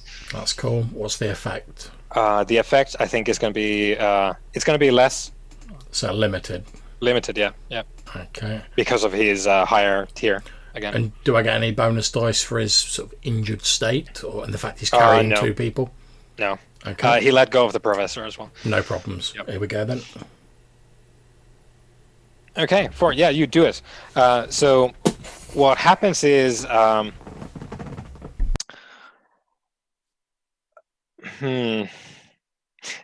think so what happens is you shoot him, and sorry, Viper, but apparently because you don't have drugs or mystical powers, things spiral out of control and away from your reach. So I'm just gonna have to follow. Yeah, so you hear some blaster fire from outside. We'll get back to you, that's Zenith. But do I have time to light a cigar? Yes. Then I should do that as I come out. Yeah, what do you do to light it up? Do you have a signature lighter, or do you use the blaster? I've got like one of these really pimped out blasters where the butt of the blaster you can press like a switch and it like has a little tiny flame. Just a little tiny one. You have the exhaust ports on the sides. Yeah. Okay, so you walk out, I presume. Do you go and see outside? Do you go to the devastated window where these guys jumped through, or do you? Yeah, I'll saunter over. Okay. Yeah, so you see the scene below, and Mushishi, you're also, of course, there because you were taken by Thal. Yeah, I'm kind of hoping that I'm going to be able to like, because I was on his back. Mm-hmm. How have we landed? Who's on top? He's standing and you're hanging on to his neck. Right. Is the situation as he gets shot. Which is when things change, because Zenith hits with the blaster shot. Thal drops down. His already strained physiology giving away under his, because he gets shot in the midsection by the blaster fire from Zenith, and he buckles, goes down to his knees, and as the consequence, Zenith, which you can resist if you want to, is he does the I suppose the classic of like, haha, I too had stuff in my my towel. In my bag of tricks. So he brings out this not quite like a can of drink, like smaller, like half of this size, a container of some kind. Viper, to you, it looks like a hand grenade of a kind. So he brings that out and he holds it up, bleeding. Well, and, like, holding. I presumably won't be resisting this because I have no stress remaining. So you could if you wanted to. However, you will take 1 trauma, and you will still gain whatever stress is left over for your next trauma. Do you know what? Why not? I may as well give it a go. Okay, good. So what would be? So you, I suppose, how do you resist this? The consequence is he's going to pull out an explosive and change the situation dramatically. Okay, so I'm gonna say that perhaps my shot sort of like hitting the midriff, perhaps it sort of hit him in the arm there, causing him to sort of like fumble it and drop it to the ground instead of holding it out, and it just rolls away. Yeah. Yep. Okay, and so you roll your prowess because you're shooting him, and then it's 6 minus your highest result. So 6 minus 6. Yep. Good. Nothing. Boom. So he goes to dig in to his towel, gets out the small hand grenade. You shoot him in the rather shoulder, and his arm goes limp, and the grenade just rolls away.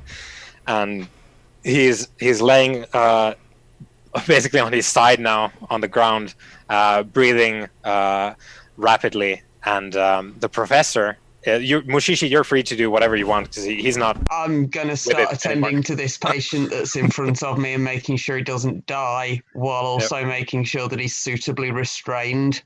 Yeah, he seems to. He has given up now. He's not going anywhere. Is your diagnosis, and the professor still has a blaster. However, the professor is like holding it up, like pointing at the sky now, and he's like, "Oh no!" as he like goes down. Ugh. And the professor like tosses the blaster and comes to basically he starts harassing Mushishi about like, okay, let me help. I'll push him away in as kind a manner as doctors do and suggest that he keeps his weapons to himself and go with my friend, because otherwise we're not going to be able to get his friend to our medical facility. Okay. I'd rather not see the guy die. He seemed all right while I was giving him a massage. I just wanted to knock him out for an hour. Mm-hmm. So now you see the. I'm not even acknowledging the fact that there is a price on the professor's head. Not important to me right now. Yep. So Zenith, Viper, you see Mushishi and the professor, Professor Jones, talking about this, and the professor being pushed away. He doesn't have a blaster anymore. The situation has de-escalated quite a bit now that Thal is on the ground, presumably dying. So I'm going to take out like my bounty hunter's like guild badge, hold that up in one hand. I've still got the blaster on him with the other, and I'm just going to say, step away from the weapon and surrender. It'll go easier for you. And I'm going to keep talking to him, hopefully while like Viper's like slowly creeping up behind him, hopefully ready to like knock him out or incapacitate him or something. I am skulking up. So Viper, what did you do? Well, what do you do? I've got a cigar in my mouth. I've got my gym bag on my shoulder. I've got my gun, which I'm sort of hiding underneath my arm, with the gym bag. And I'm sort of approaching this guy, just ready for things to go south. Yeah, because I am a professional licensed bounty hunter. I do not make mistakes. So, what are we doing about the professor? Is anyone specifically trying to get with him? Well, I'm hoping Viper's going to knock him out or like restrain him with some handcuffs. So is this a case of you pointing the blaster at the professor and mumbling into the communicators like, fucking knock him out? I'm sort of, because obviously I can see Viper coming by now, I'm sort of giving him the nod, and I'm trying to like talk quite loudly to the professor to like assist his sort of like stealthy approach and like keep the professor's attention on me. Mm-hmm. Right, yeah. Then I'll try to then I will try to wrestle him to handcuff him. I've still got them. He is not, unlike Thal here, he is not a tier 4 assassin with way powers. Thank God for that, because I was like, if the professor starts whooping out some way powers, we might be done. Yeah, it might be time to call it. No, you can just come up and like handcuff the professor. Like he doesn't, and he seems mostly concerned with the fact that Thal is doing quite badly on the ground, but he doesn't resist you when you handcuff him. Okay, once Mashishi's got Thal in a position where he can be moved, my plan is, since they'd already got him to like this skimmer, load them onto the skimmer, we ride the skimmer back to our ship, put them on board the ship, sail off and collect our bounty. Mm-hmm. That sounds so lovely, doesn't it? Yeah. That sounds like it could go wrong. Well, I'm thinking, to be honest, we're going to get back to the ship faster on the skimmer than if we're trying to like carry these two guys like through the streets. Whereas with this, we can just like up the ramp of the ship. We've got ourselves a free skimmer, and we've collected our bounties. Do I have to declare something before I use it, or can I declare it in advance, Johannes? What do you want to do? I want to say that I've got some device on me that I've pre-programmed, because we knew the location we were going. We had time to infiltrate. We had time to prep, right? Yeah. So I've got a thing where if I click this device, the ship will automatically rendezvous wherever I am with the device. It'll come to us on autopilot. If we have any problems getting that is an item you could have in the Fantasy Flight Star Wars game. I know this because I made one for my character in John's game before. Let's see. Mm-hmm. I'm looking at your sheet here. And I just want to have that known in case things go awry. I don't think they will, but they could.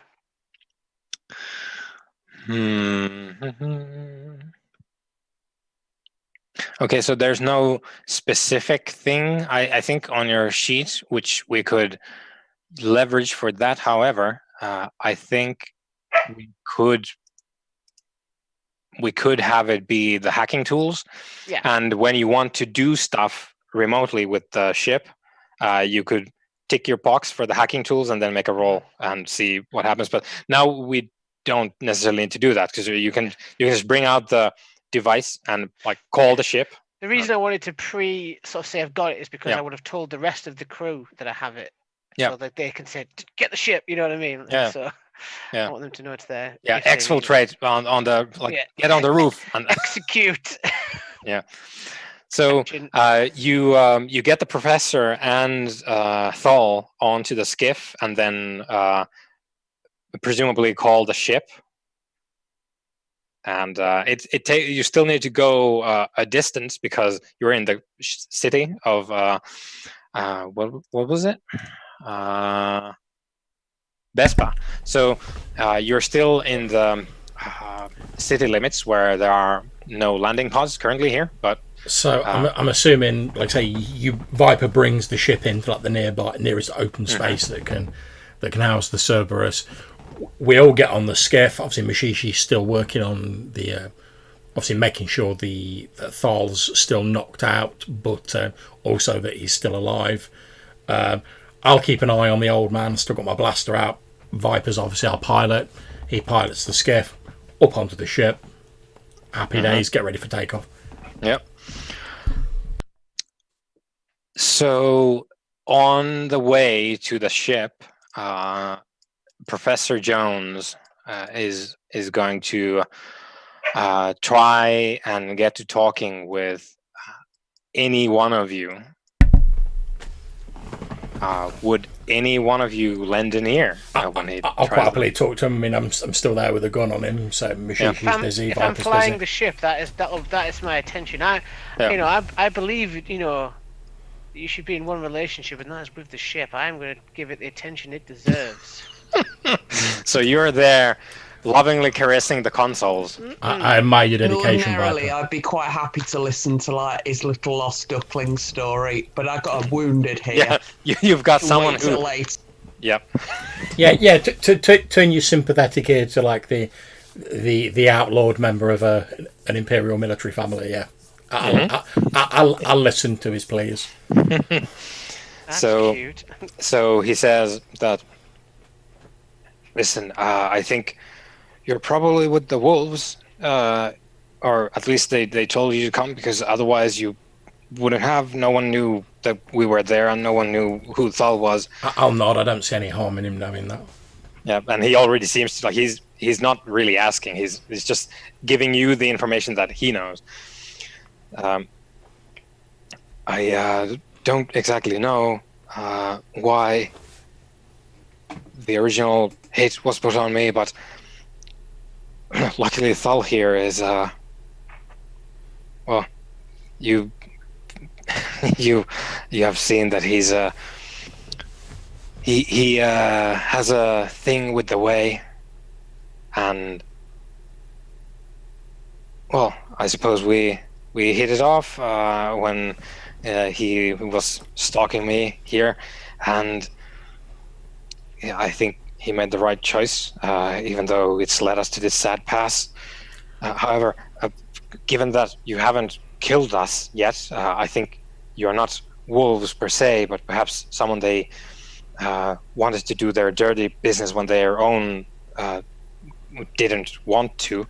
You say you don't know why the wolves are after you. I find that hard to believe, given that they sent Thul after you in the first place. Yes, well, I suppose I know what it is that they wanted. That is me dead, and I can hazard a guess why, but I beyond that, I do not know where the chain ends. I recently organized a very successful excavation in the deserts here, in the aftermath of a storm, and we actually discovered a ruined shrine of ancient manufacture, and we discovered an artifact, not an entirely uncommon thing when you do actually happen upon these ancient constructions. I'll look interested when he mentions that. I'm Yes. like, oh, ancient artifact. How did you persuade Thul not to take you in? Well, the fortune in this case is that I suppose Thal persuaded himself once he, once by accident, before he actually took my life, he saw the artifact, and I suppose, being the way that he is, recognized some of its importance, which I do not doubt. However, I am not so in tune with the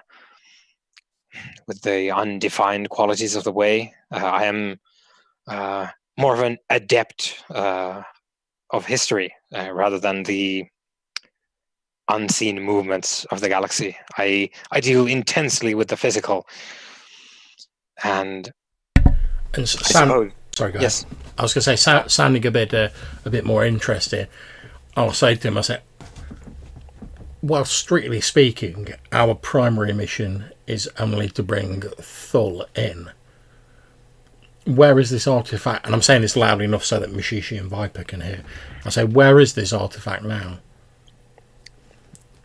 Well, we were on the run, so it is with us here. And before you say anything else, I would like to make a plea. Go ahead, I will hear your plea. I do not expect necessarily for you to act on it, and I haven't expected much since Thal decided not to slay me, presumably over the artifact, though I don't know why that might be. I suppose whoever hired the wolves has his or her reasons. I have some credits. We have spent, both mine and Thal's, considerable credit stores, but not all of it, on staying incognito as much as we could. on Shimaya, and we had prepared to leave. We had organized a ship. We had bought a ship. However, all of that is now gone. However, we still have some credits left. So I would ask of you to, well, I suppose spare Thal's life, and perhaps, if your compassion stretches that far, perhaps make a detour to Amarath. You know that this is another planet in the sector, and deposit us there with the mendicants. That is where Thal wanted us to go, and wanted me to take the relic there. Our primary objective is to turn Thal in. What are you offering us to break faith with the wolves? He takes out, because he's cuffed, right? But he's not fully straitjacketed. So he fishes out a cred stick and like touches a button on it, and you can see the value, and it is equal to 6 credits, which is in the realm of what the wolves promised you if you were to bring back what's his face, Thal. Yeah, obviously, if we sort of turn up and we're like, oh, sorry guys, they got away, they're not going to be too pleased with us there. Yeah, like it's there's different sides to that particular scenario. One of which is like, yeah, we went there, and this might surprise you, but he's a Scarlet Wolf assassin and whooped our asses, so we didn't succeed, or like he got away because he's that good. They will not find that implausible. If you wanted to explore that, let me make you a counter proposal. I'm extremely, as you may have seen, I have some facility with the Way myself, and I'm also interested in this artifact that you spoke of. Now, we cannot refuse to take Thal in, since that is our primary objective, and we would not wish to break faith with our employers. However, you were only ever a secondary objective. So, if we were to not bring you in, that would be a different matter. If we were to return only with Thal, however, I would expect to be able to see this artifact in return and have the opportunity to examine it myself. And then I'm going to sort of look over at Viper and Bajiji to sort of see what they think. Yeah, so you guys have also heard this talk. Neither Zenith or Professor Brian Jones are disguising it in any way, and the professor is even raising his voice a bit because he wants to like give the offer to the crew. Yeah, so I'm basically get a cursory thumbs up from me, and then I'll go back to my patient. So I'm basically saying, look, we've got to take Thal in. That's not even a thing. That's non-negotiable. However, you're not our primary objective, so we could potentially fail to capture you. But in return, I want an opportunity to examine this artifact. That is, I suppose, acceptable and more than perhaps anyone in my or Thal's position could have asked for. And I thank you for the courtesy. Even if you might decide otherwise later. Well, perhaps our opinion will change once we've seen this artifact. He puts the cred stick away and digs into. He has like a satchel, eerily reminiscent of a different archaeologist with the same last name from a galaxy far, far away, and he brings out this. It's some kind of a crystalline like silicate, which is green in color, and it seems to glow a bit from some sort of an inner light source. I'll give you a picture on roll 20. Okay, so as he's sort of bringing that out, I'm basically want to sort of like hover my hand over the top of it, and I'm going to try and focus on the way and sort of attune myself to. Since I'm guessing it's an artifact connected with the way, given how Thor responded to it. Yes. I'm going to try and use my attunement to sort of see if I can sense anything from this artifact. So you're trying to figure out what it is and yeah, basically. Yeah. Okay. Yeah. Please roll your attune. Okay. Here we go. What's the position? The position is risky. Okay. I'm presuming it affects standard. Standard. Yeah. And no bonus dice. Yeah. Very baseline roll. Oof. Okay. Let's see. Things go badly. You suffer harm. A complication occurs. You end up in a desperate position. You lose this opportunity. I think what happens is you figure out what it, at least some of what it is, and it is definitely an artifact somehow connected to the way, and you can sense a sort of like life-giving powers in it, or something that fosters growth. And I think the consequence here is that you, in probing this with your own way attunement, you touch the life-giving powers of the Emerald Heart, and not being familiar with it, it goes a bit haywire in that it's. So what we see is, I think there's, as we see in the picture there, there's these sort of like vine-like things that, when I say things, I mean specifically like, well, scars, I guess, like open wounds on your skin, which crawl up like vines from your arm as you're holding it over this.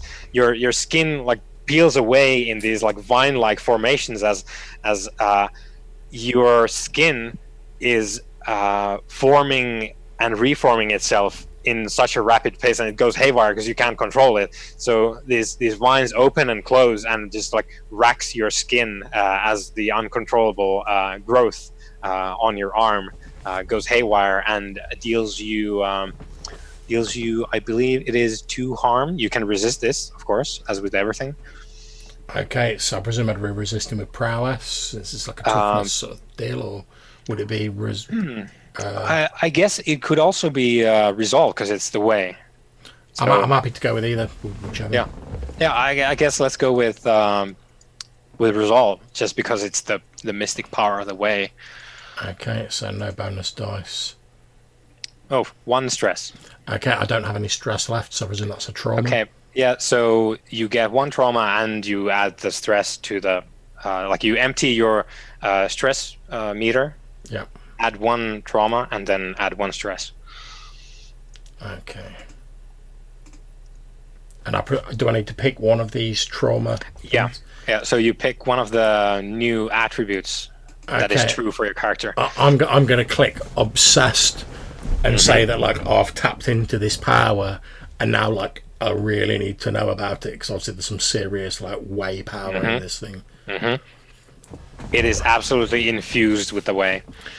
Okay, so as I sort of pull my hand back and I'm sort of cradling my arm, but still like sort of holding the blaster, I'm going to say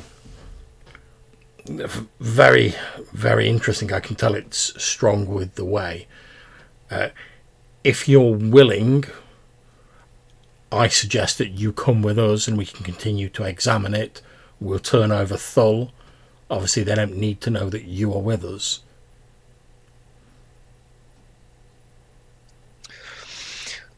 I will take your offer with a promise from you.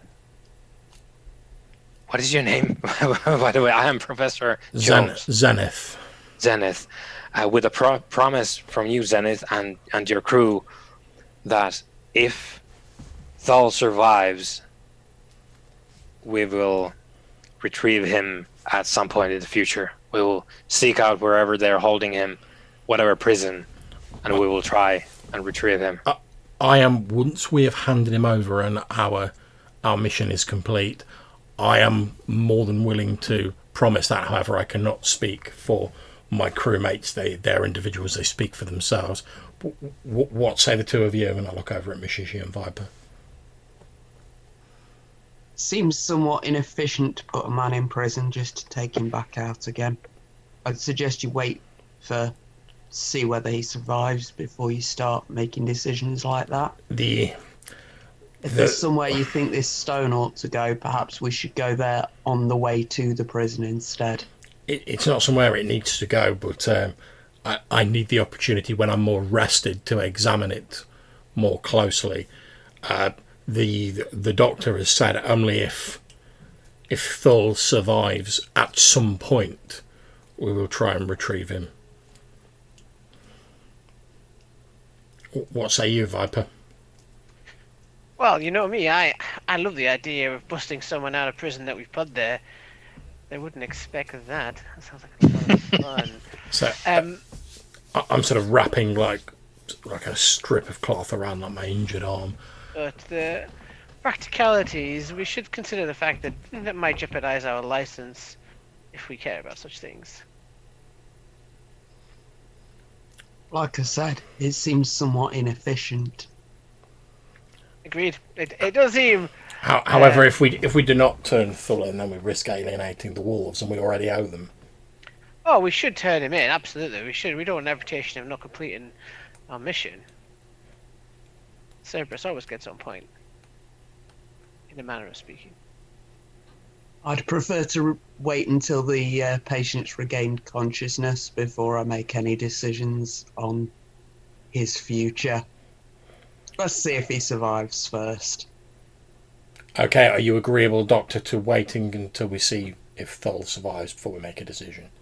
But you have our word that we will not attempt to turn you over or cause you any harm whilst we're waiting for the way to decide what Thull's fate is. It is agreeable. And he puts the emerald heart back in the satchel.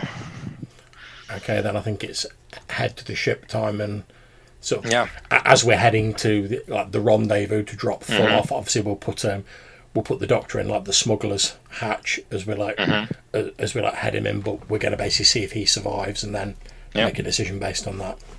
Okay, so I think Musashi, you've been doing the doctoring, all the doctoring on Thull here. Indeed. So let's get a roll going and let's see what the ultimate fate of the rogue wolf is. 2 dice. Your doctor rating, and then if you want to push. Okay, I got a 3 and a 4.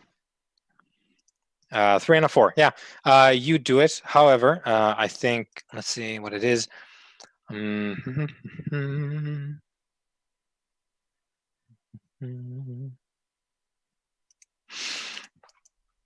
Yeah, so you do it, and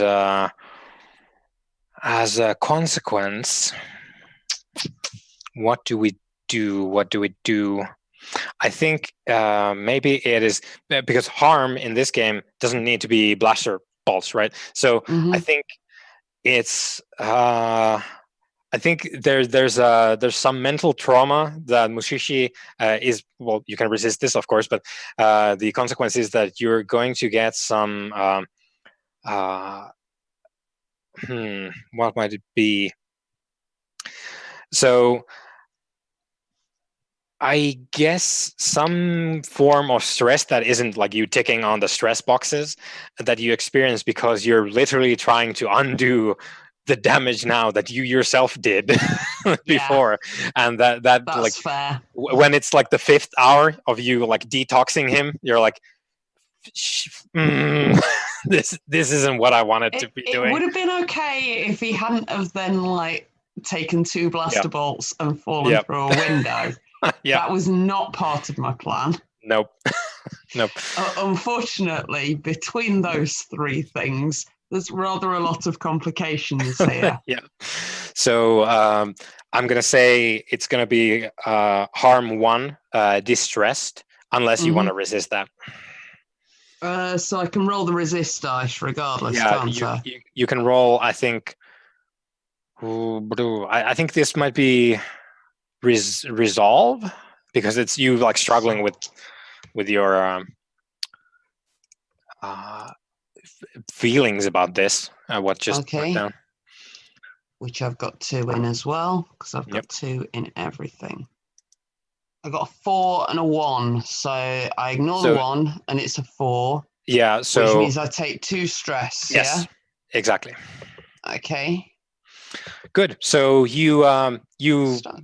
keep him, not only keep him alive, but you restore Thol, the Scarlet Wolf rogue assassin, to consciousness on your ship in the med bay, and so he's all messed up, laid out on one of the beds in there, and he blinks open his eyes, and feel free to everyone be there, because you. I was going to say, can I suggest we cut to a scene a bit later in the journey where like he's at least sort of like up and about, but he's still like a bit groggy, probably got like an IV coming out of him or whatever. Yep. We're all sat round a table. I'm not going to let him be up and about. He's going to be kept restrained. All right, okay. Well, he's on a. He's going to destroy my surgery like he did that bathhouse, and that's not happening. Okay, so he's restrained on a bed. The rest of us are sat around like a table nearby in the med bay, and obviously we all know he's survived. And I'll just say to my fellows and the doctor, well, it seems that from what Mashishi's been saying, Thul is going to survive, so we have a decision to make. Do we still turn him in? And I wanted to talk to him, John. That was what I was getting at. I want to see how he feels about this whole thing. So Can we assume that we've like laid out the decision to him? Yeah. So he's been sat there. You've explained to him what you think the options are, and he's being pumped full of drugs now to like sustain his consciousness and also restore his body. So he's all kind of like slow and sluggish. He clears his throat and he says, "Well, I guess that's a massage I'm not going to forget anytime soon." And well, the only thing I ever wanted was for Jones to get away, put him down on Amarath, and get him there with the mendicants. Give the Emerald Heart to the mendicants, and well, we can do. That's pretty much it. We can do that, but we still need to take you in. Good. Jones, give him the credits we had. Give them the credits. Keep the don't take his, and he's pointing out and like spitting out these like orders as if like, because obviously you're not actively hostile anymore, so he's just trying to get everything out in case you decide that he needs to die anyway. So he's like, so Jones, give them the credits to get you to Amarath and get the Emerald Heart to the mendicants, and you don't take the Emerald Heart from Jones. What is the heart? I can sense the power of the way about it. Yes, it is. I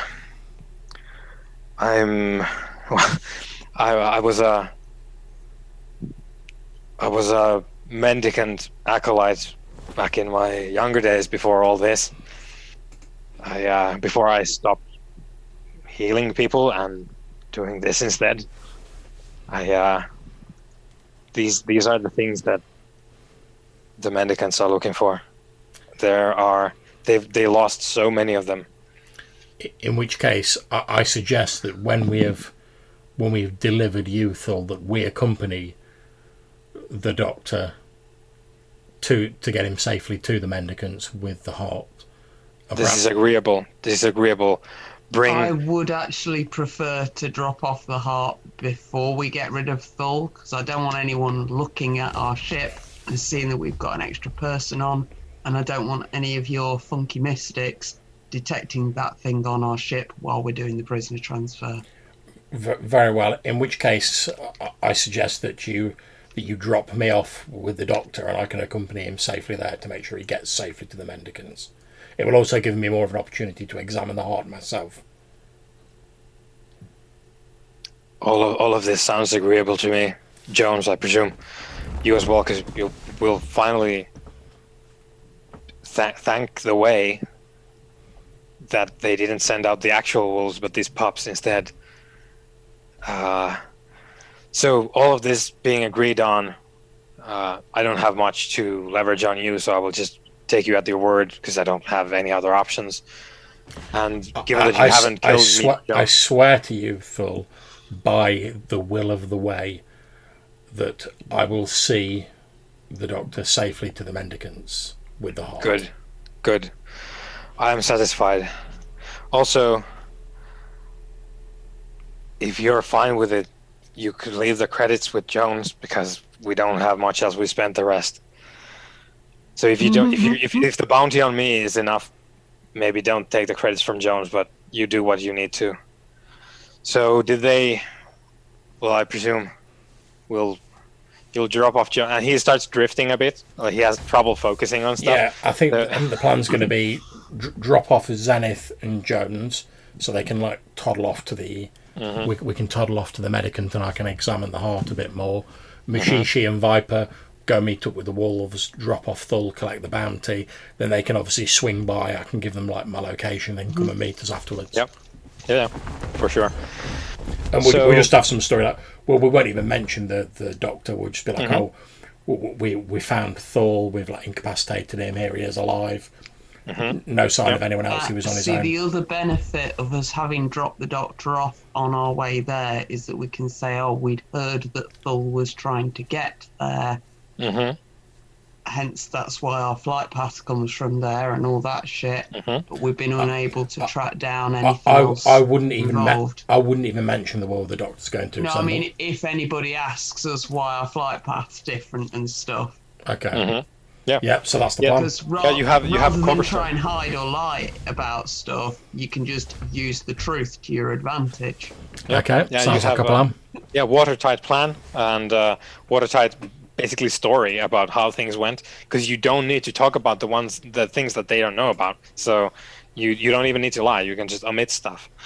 So you go to Amarath, which is in a different system. So Viper jumps you away from the Breck system where you were, and you go to Amarath, and you leave Zenith and Dr. Bran Jones there with the Emerald Heart, and then again jump to a different system to drop off Thal with the Scarlet Wolves. There's a rendezvous organized on a space station a bit off the way, and on the way there, as you're sort of like setting into setting the course for the space station, basically like just a refueling place where you could meet with the Scarlet Wolves in relative anonymity.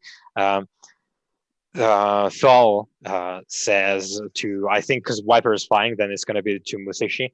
Thal says, so Doctor, given that we are here now, and he's more lucid now because it's been a while. So Doctor, would you terribly mind if I asked you to... That's actually the thing that I was going to mention. I'd completely forgotten. So we've got him all ready to go. I'm going to make sure he gets a bottle of moisturizer and a back rub if he needs one.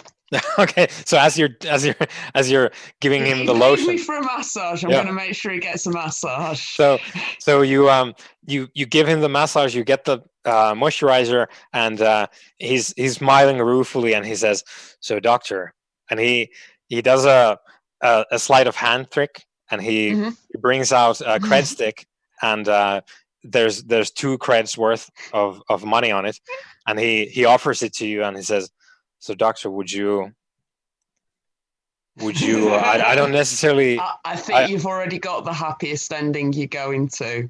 I'll do our best to make sure that we get a sequel that involves your rescue. How's that?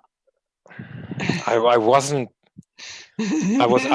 good Doctor. I was planning on avoiding that future. So I was going to ask you for a sort of permanent sedative, if you catch my drift, before the handoff. And he like waggles the cred stick your way. Ooh, I could help a lot of people with that. 2 credits is quite a lot, isn't it? It's not like for an actual bounty job, but it's like a third of what the wolves were gonna pay you anyway for bringing back. So it's Yeah, but I mean in like actual money, in Yeah. like terms of bowls of soup for the soup Yeah, kitchen yeah, or whatever the fuck yeah. else my character wants to go and spend it on. That's quite a lot of money. Yeah, isn't yeah. it? You could definitely, if you wanted to Okay. give like In homeless which aid. Yeah. case, what I will do is I will say, if someone of your species was to take one of these, it would kill them. That would be an awful shame, in my opinion. I would like to speak to you again. And I'll put it in, I don't know, some sort of little something in the top of the tub of moisturizer and give him the tub of moisturizer. Because I'm like, there's a little bit of hope, a little bit of something that might make life worth living while you're in prison. But I understand. And It's he not my decision, and I am not doing it. hands off. So what he does is, because he's given you absolutely no reason to suspect. He seems to be very much like a fishman of his word. So I'm not taking his money off him, though. If he gives it to me at this point, I'm not going to demand it or. Yeah. Okay. So what happens is you put the fucking cyanide pill on the thing there, and he's fairly deft with his hands, so he does a sleight of hand thing where he goes and takes like the moisturizer, and the pill or capsule disappears back with his hands. He secretes it somewhere on his person and starts moisturizing himself, getting the scales all freshened up, and then like we smash cut forwards. There's the handoff with him in the manacles, hand and feet bound. You're marching him. There's the exchange with the Scarlet Wolves. There's a Scarlet Wolf officer there with a sort of like dark gray uniform outfit, like basically a sales representative for assassins. And, so you're meeting with them, and Thal is escorted away. There's the like handshake. There's the cred stick for you. Job well done. You exchange information. Did you find the professor? No, we don't have the professor. Good. Everything's good to go.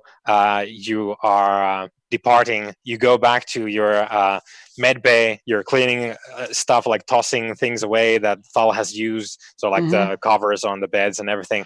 And you take the like disposable cover of the bread off, and there's a cred stick for 2 cred underneath it. Fair enough. Yeah. So altogether, you get 2 cred from Thal because you provided him with the way out. Yeah. And you get 6 cred from the wolves for bringing Thal in. And and presumably you have at least a friend in Dr. Brand Jones, because you helped him get to Amarath and bring the heart where it needed to go. And he still lives, so that's also a thing, because you didn't bag him and bring him into the wolves as well. So he's Sounds gonna. Like everything's come up Cerberus. Yeah, woof. Yeah, the 3 woofs. So then we have. I suppose we're gonna have a rendezvous of the crew on Amarath, because that's where Zenith is, and you go to. And we can't tear him away from his little green pebble. Yeah. You might say, I'm obsessed with it. Be a shame if someone took it away. So that is it for the action portion. So we wrap that up. There's the reunion of the crew of the Cerberus, and then we move on to what comes after. So there's with these games. Yeah. I was going to say, can I just ask, where should we be recording the credits? So I think maybe on the faction sheet, probably, or the ship sheet. I can see there's 4 spaces for cred on the Cerberus sheet. Ooh. Let's see. I've got space for cred on my sheet. And I don't need to tell you 2 about that cred I've got. Yeah, that is. Spend that on a soup kitchen. Yeah. So on each of your sheets, let me see. On the Cerberus, you can store, and this is the thing, right? So on the Cerberus, you can store up to 4 cred, just on hand, and then on. Where are the sheets? Oh yeah, there's a space in the middle of the sheet for cred. Yeah. Yeah. let me get. Okay, here. So, yeah. So for cred, again, you can store on your person, so readily available. You can store 4 cred. So it is entirely up to you how to divide the 6 cred from the job. I was going to say, and we may as well just say we've each got 2 cred on our person, and then obviously Mashishi's got the extra 2 cred. That is, if you want to split it that way, that is entirely fine. Put the extra 2 into the ship. Okay. So we've got 2 each and 2 on the ship. Done. Yep. So you guys just need to put 2 each on your own sheets. Yep. Yeah. Coolio. So we divide up the creds, and then we go on to the wrap-up portion as soon as I get the rules out. Here we go. So downtime.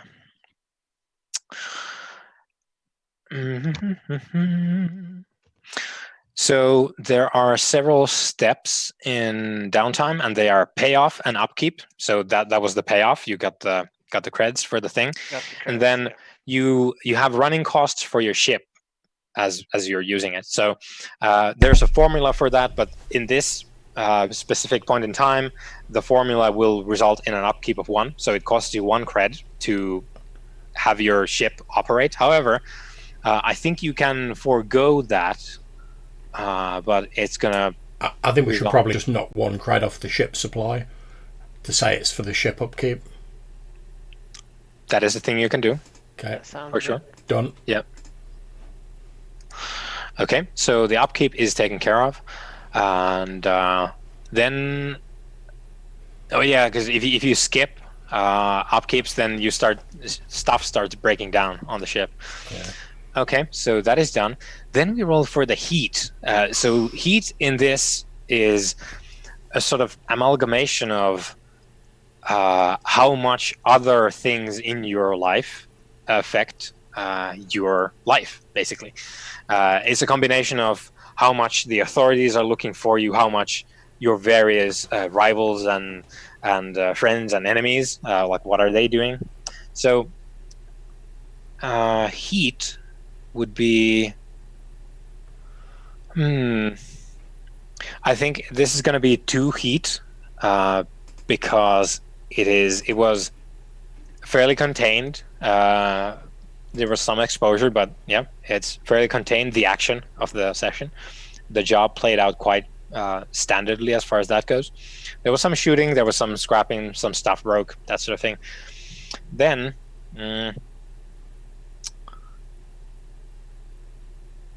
yeah, I think that's probably it then, because you were very successful in limiting the potential bad stuff that might have happened, and also you went in with the sort of like non-lethal approach. I was going to say as well, we also get -2 heat on a legitimate bounty because we're licensed. Yes, which is you someone else is going to be suffering for the damage that you did as your heat is reduced to 0.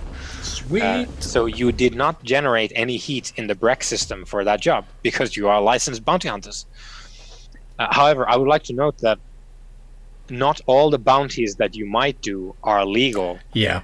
If they're not legal, it doesn't matter if you're licensed or not. That's fair. As long as you're playing it sort of straight, your license will help you with that sort of thing. You can pull it up.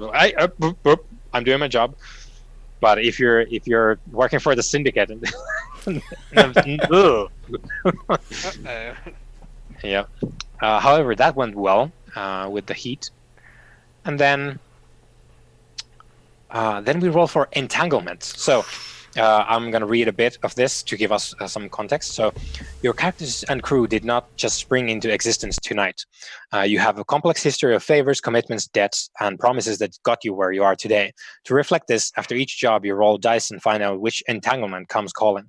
An entanglement might be a rival crew looking to throw their weight around and demand some cred. A system police officer making a case against your crew, but be ready for a bribe.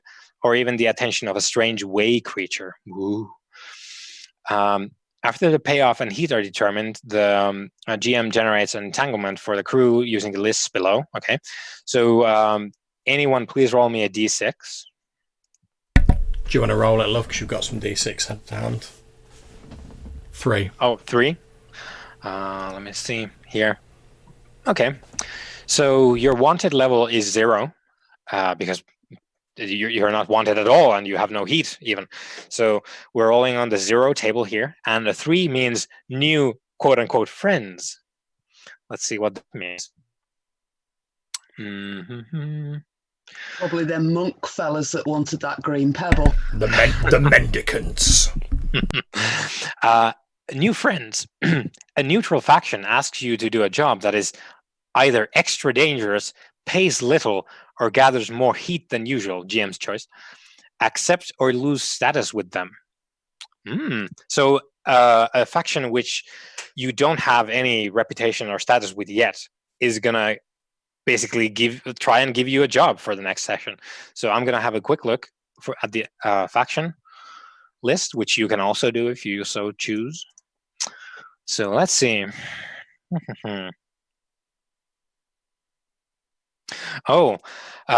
It's going to be the Church of Stellar Flame, which is in the hegemonic column. They are a hegemonic official cult, so they are an approved religious institution. However, they don't have a lot of presence this far out in the rim sectors. However, they do have some representatives here as well, and they have a mission for you, which entails, and of course you can decline this, but and if you don't, then I will set it up as the next one. But they want to offer you like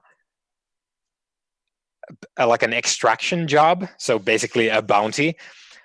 And this bounty is for, and let me get the details so that I get this right. I have to refer to the factions here.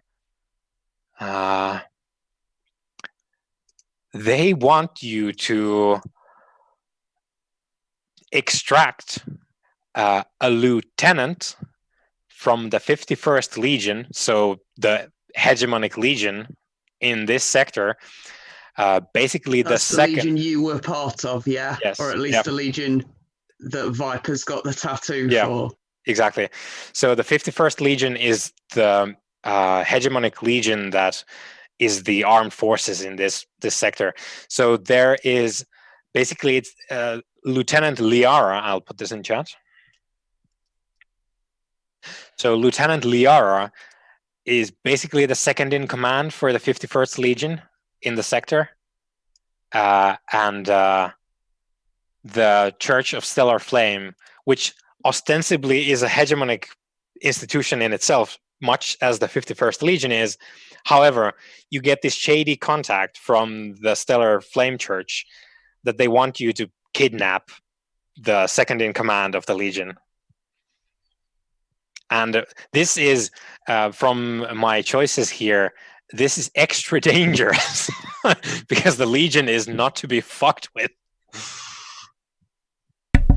I was waiting for Viper to be like, extra is my favourite kind of danger. Might be better, but you know, if you're going, I'll stitch you up afterwards. What do you think, Viper? Extra dangerous? Let's do it. The way moves in mysterious ways. Yeah. Also, I suppose let's talk about this now because it's relevant. Zenith, I was having a think about your background like I did with all of yours characters. I think you've by now figured out that, yeah, your family was trying to do the assassination business because they didn't like the fact that you were manifesting way affinities. Yeah. That was because of the Stellar Flame. Because they think, and they are an official hegemonic cult, and they're allowed to have these beliefs. They believe that the way and every like artifact, whether it's a way artifact or like an alien precursor artifact, they believe that all of these things, the way and the artifacts, they corrupt people, they taint people, and they are an abomination. And you've figured out that, yeah, the local Stellar Flame preacher or whatever was probably like had their hand on the till when your stuff was going down. So what you're saying is it's not just an extra dangerous mission; it's also a way to like thumb my nose at my family. Well, that's me in. Well, it's you're working for the people who maybe try to get you killed is the thing here. So Yeah. the church wants to kill way users is the thing here. In which case, fuck the church, maybe. Yeah. So that's what Zenith knows. Zenith knows that the church previously probably tried to get him assassinated by his own family. So what do we reckon then, guys? I say we give that guy a warning that the Way Church are trying to kidnap him.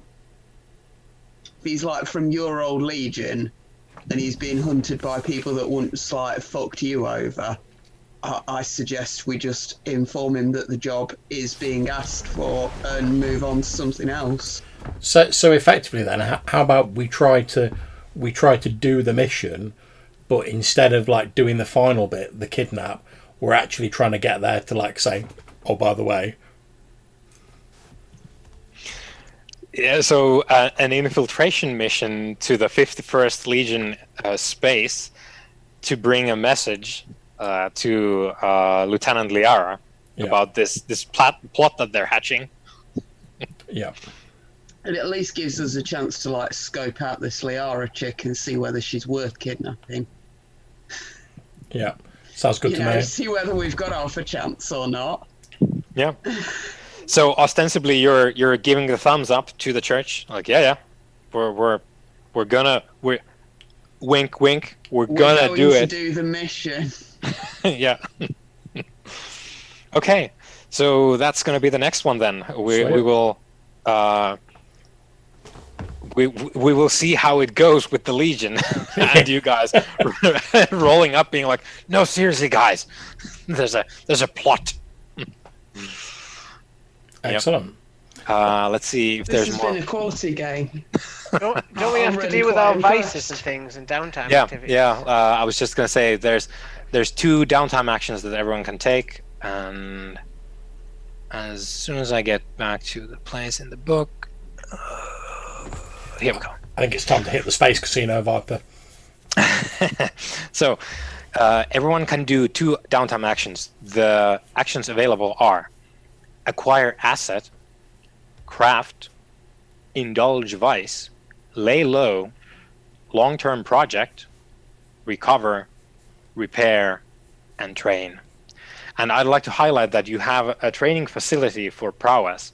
So what that means is training in itself is getting, where is it? Here we go. So if you spend time training, you can mark 1 XP on the particular thing. So if you train your prowess, you get 1 experience in prowess. However, if you have the appropriate, as you do, the gym, you get 2 experience instead if you spend time lifting weights there. So you can acquire assets, craft stuff, indulge your vice, which is reducing your stress, laying low, which reduces your heat, which you don't have, long-term project, if you want to build some stuff that you can't otherwise get. So if you wanted to build a Death Star, that would be a long-term project whereby you try and construct something that isn't otherwise available.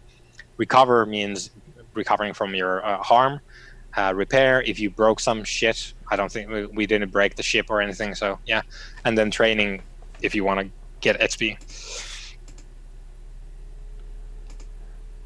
Okay, yeah, well, I think I'm going to use at least 1 of mine for like training in prowess. It seems silly not to when we can get the 2 XP. It does seem like that is the thing you should be doing at this stage, doesn't it? What would I have? So we'll all spend a few hours in the gym. Yeah, so we all get like 2 prowess XP. I've got to look after this. Now tell me about indulging vices, Johannes. I was going to say that was going to be my next question, because I want to get rid of this trauma.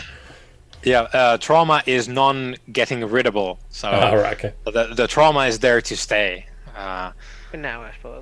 Yeah, unless we can figure out some other stuff. But that's fine. I don't mind being obsessed with like strange way artifacts for a bit longer. It's all good. It fits with our general theme here. So stress relief is done via indulging your vice. So so vice roll is done by using your lowest attribute rating. So the lowest of your insight, prowess, resolve, because your vices, surprise, surprise, prey on your weaknesses. So the lowest rating in your prowess, insight, or resolve is the number of dice you roll when you indulge your vice. And you roll the die, and then, let's see. Resistance roll. Clear stress equal to the highest die result. So you roll your least, rather the lowest attribute that you have, and then you clear that much stress. So, for example, John, if you have, because you went over and you got trauma, and your thing reset, and you have 1 stress, it might not be wise for you to I was just thinking clear that, because if you're high, if let's say you have 1 stress like you do, John, if you roll above 1, you will have overindulged in your vice, and that will cause stuff as well. I'll probably leave it then. But the rest of you guys, like, throw a few dice in the space casino for me. And Mushishi is going to. You're in the right place. Casino. I'm going to the free clinic. Yeah, Mushishi is pulling several all-nighters at the volunteer clinic on Amarath, probably, because that's where you guys ended up. Okay, so I rolled a 4 and a 6, and I have 5 stress. Okay, so you clear all of your stress, and you will overindulge because you have 5 stress and you rolled a 6. Okay. So go 1 over, and what that means is when you overindulge, you make a bad call because of your vice in acquiring it or while under its influence. To bring the effect of this bad decision into the game, select an overindulgence from the vice. So that you can select one of these options. There's 3. First one, rash action. Reduce your stash by 4, or if you can't or won't, the crew takes 2 debt. So you could either, well, you don't have 4 money, so unless you want to spend the ship money. Well, we don't have 4 in there either. So if you want to, you can get the crew into 2 debt. And then the second option is big talk. Brag about your exploits. The crew takes +2 heat in the current system. So you're basically ragging on about how much good you're doing. 1 second before we move on from the spending money, what's the difference between cred and stash? Stash is your long-term savings. So it is you putting money into the savings account that you don't want to use. Okay, no problem. Yep. So the other option, did you say big talking? Yeah, so basically getting into debt, big talk, which is like you're bragging about, not really bragging, I guess, because it doesn't really fit with Mushishi's thing here, but you're talking the big talk about helping people, how much good you're doing, and that brings 2 heat to your current system. And then the third option for you is lost. Your character vanishes for a few weeks. Play a different character until this one returns from their bender. I love that that's an option. Yeah. That is quite cool. I would come on the mission, guys, but I've had too much space. I was fucked up. Okay. So a way that it could, the big talking thing might work, and feel free to like correct or adjust this. But yeah, unknown to me, the particular clinic that I've gone to, there's a couple of these Scarlet Wolves, and they notice that I seem to be spending a lot more than you'd expect to be my share of this, whatever, or I'm bringing in equipment that I shouldn't really be able to afford, and they start wondering what I took that extra payment for. Yep. So people start to notice the fact that you're doing this. So we put down 2 heat for your crew in the current system. And... Or maybe, rather than being specifically tying into that particular mission, it could just be that word gets about that I'm like bombing loads of money on medical equipment and shit for free clinics. And therefore people are like coming to us with their begging letters and whatever. That would be something that's a bit more recurring, but doesn't undo all the good we just did in the last session. Yeah, I think it's entirely fitting, and heat is kind of just attention of different kinds, Yeah. and you're bringing it to you, because you're you're doing a great job, and you're doing it for free, and people find that suspicious. Why would you do that? Okay, so there's 2 heat for you in, and I'll try and set this up somehow so that you can keep track of this. But in the IOTA system, which is where Amarath is, you have 2 heat now because you made some waves by being a good person. Which is, I enjoy the fact that And this one can of our attract all the same kind of wrong attention. There's going to be just as many mob bosses that want a bullet pulled out of someone as want to like do someone over for playing poker. Yep. Yep. So, that is it then for Mushishi. So you spent time at the gym and then at the clinic, and we have Viper and Zenith, who both have also gone to the gym. However, both of y'all have another action you can. One more left. After you, Viper. So, if I believe correctly, you can start like projects and stuff Yes. as a thing. Yep. Okay. How big can these projects be? Anything really. The scale will affect how much you need to do and what you need to do for it. But the sky is the limit, and they can't take the sky from you, is what we know. No, they can't. So. Okay. What can I do? So, considering his current life philosophy, he's probably going to do that. So, I would like to start building something if possible. Yeah. What do you want to start? I don't know what kind of recreational sports are in this particular universe, but if there's like a fighter pilot race or speed bike race, Yes. I'd like to start building a race vehicle. A race vehicle, yes. Yes, there is, and one of the factions is kind of dedicated to that. If you look at the faction thing, there's a faction called the Echo Wave Riders, and that's basically Fast and the Furious in space. So that would be a thing if you build your own vehicle and want to get into races. That's the folks you need to talk to. To be fair, you've got like a speeder now that you can take apart, so it's a good Yeah, start. I've got a bike, but that's like No, I meant the speeder we got off the Doctor.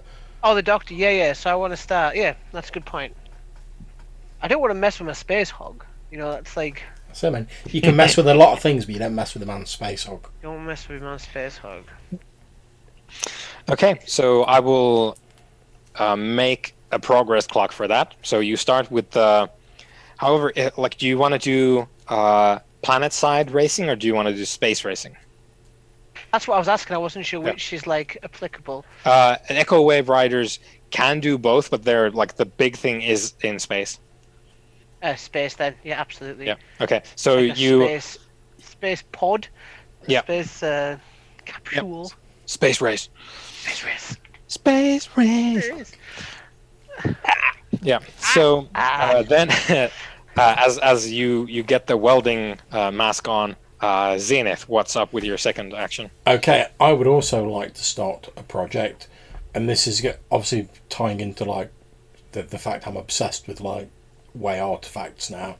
I would like to start a project because I know that when I tried to interact with the Emerald Heart previously, it obviously somehow affected like the way that was flowing through me, hence my arm and stuff like that.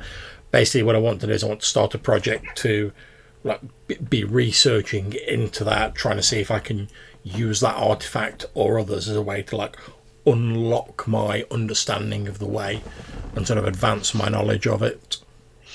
Okay, so some kind of a research project to enhance your way capabilities. With artifacts, presumably. Yes, but basically, yeah. Yeah. Okay, so I'll set up a progress clock for that as well, and we can figure that out as we go. Cool. So I believe that is it then, because you now have the our downtime is. Do we get to do playbook advancement? Oh yes. So quickly, just to look at your, let's start with your playbooks. So at the bottom, you have Mark XP.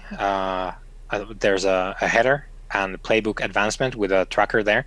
So underneath it, you have certain conditions that you can claim to have fulfilled, and then you can put the XP that you earn from those into either your playbook advancement, which is above the triggers over there, or if you want to, you can put them in your attribute XP trackers as well. So for Viper, which is the sheet that I had open here, the triggers are you address the tough challenge with speed or flair, you expressed your beliefs, drives, heritage, or background, you struggle with issues from your vice or traumas during the session. So those are the triggers that Viper could claim XP from. And this is entirely in yours. Like I'm not the arbiter of this.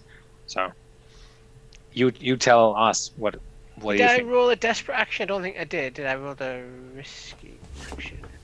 Yeah, I didn't do any desperate. You did. And you should have marked that already. So yeah, that, I did. Sorry, yeah. Yep. So you shot Thol with a desperate roll. So. Oh yes, of course. Yeah, but you added that, so that's good. So a tough challenge with speed or flair. I think I addressed the tough challenge of this mission with flair because I was walking around in a sauna, essentially just in a towel, the gym bag, and I came out of that really well compared to everybody else. Okay, so I think I came out of the least scathed. You wore the least, and you were also the least scathed. So yeah, so you can take your XP from there, and I see you put it into playbook advancement. Good. So that's different from the other advancements, isn't it? Yes. The insight, prowess, and resolve raise your action ratings, and the playbook advancement gets you the special abilities that you can select from your playbook. Cool. Yeah. So then, did you express your beliefs, drives, heritage, or background? Not directly, no. I would argue you did because we got the tattoos. Of course, the tattoos. Yeah, definitely. Yeah. Okay, thank you. See, I was thinking like directly, like I voiced them myself, like I was like, back in the war. No, if you bring them up, that's basically the trigger. So. Okay, so that is Viper then, and then Mushishi, we have address the tough challenge with insight or compassion, and then the same express your beliefs, drives, heritage, blah blah blah. I think probably, and all of the above. Yeah, and I would argue, if I were you, I would argue for 2 XP for the tough challenge with insight and compassion, because you were hitting that. I was actually going to argue for 2 on the beliefs, drives, and heritage. That is on the grounds that I was faced at several points with like options to kill that guy or not kill that guy. And I fought really hard to keep him alive, and then I let him kill himself. Yeah, that is true. So yeah, is that 4 altogether then?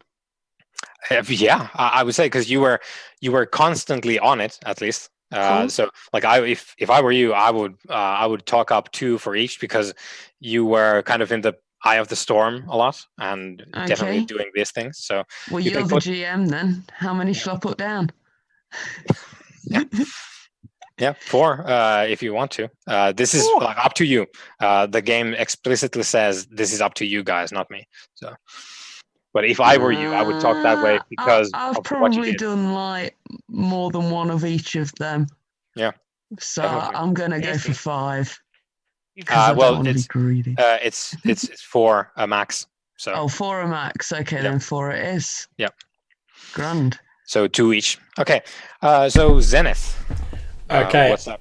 I'm going to argue for 2 for confronting a tough challenge of wisdom all the way, and 2 for the beliefs, drives, and heritage and background. The beliefs will be like the way, like swearing on like the will of the way that I'd see the guy through, and the various other. Basically, I was pretty much sponsored by the way this session, and likewise addressing a tough challenge with like wisdom all the way. Obviously, examining the Emerald Heart, and pretty much all of the way stuff that involved trying to bring down Thul Yep. I was all about like, I'm going to try and like work out how he's tapping into the way and see if I can use that against him and sort of outthink him. Yep. So, yep, sounds good. Yep, you can assign 4 sweet. anywhere you like. All in the playbook advancement. Yep, and then finally the crew. So I'm opening the Cerberus sheet, and at the very bottom you have advancement for this. So 1 or 2 XP per each.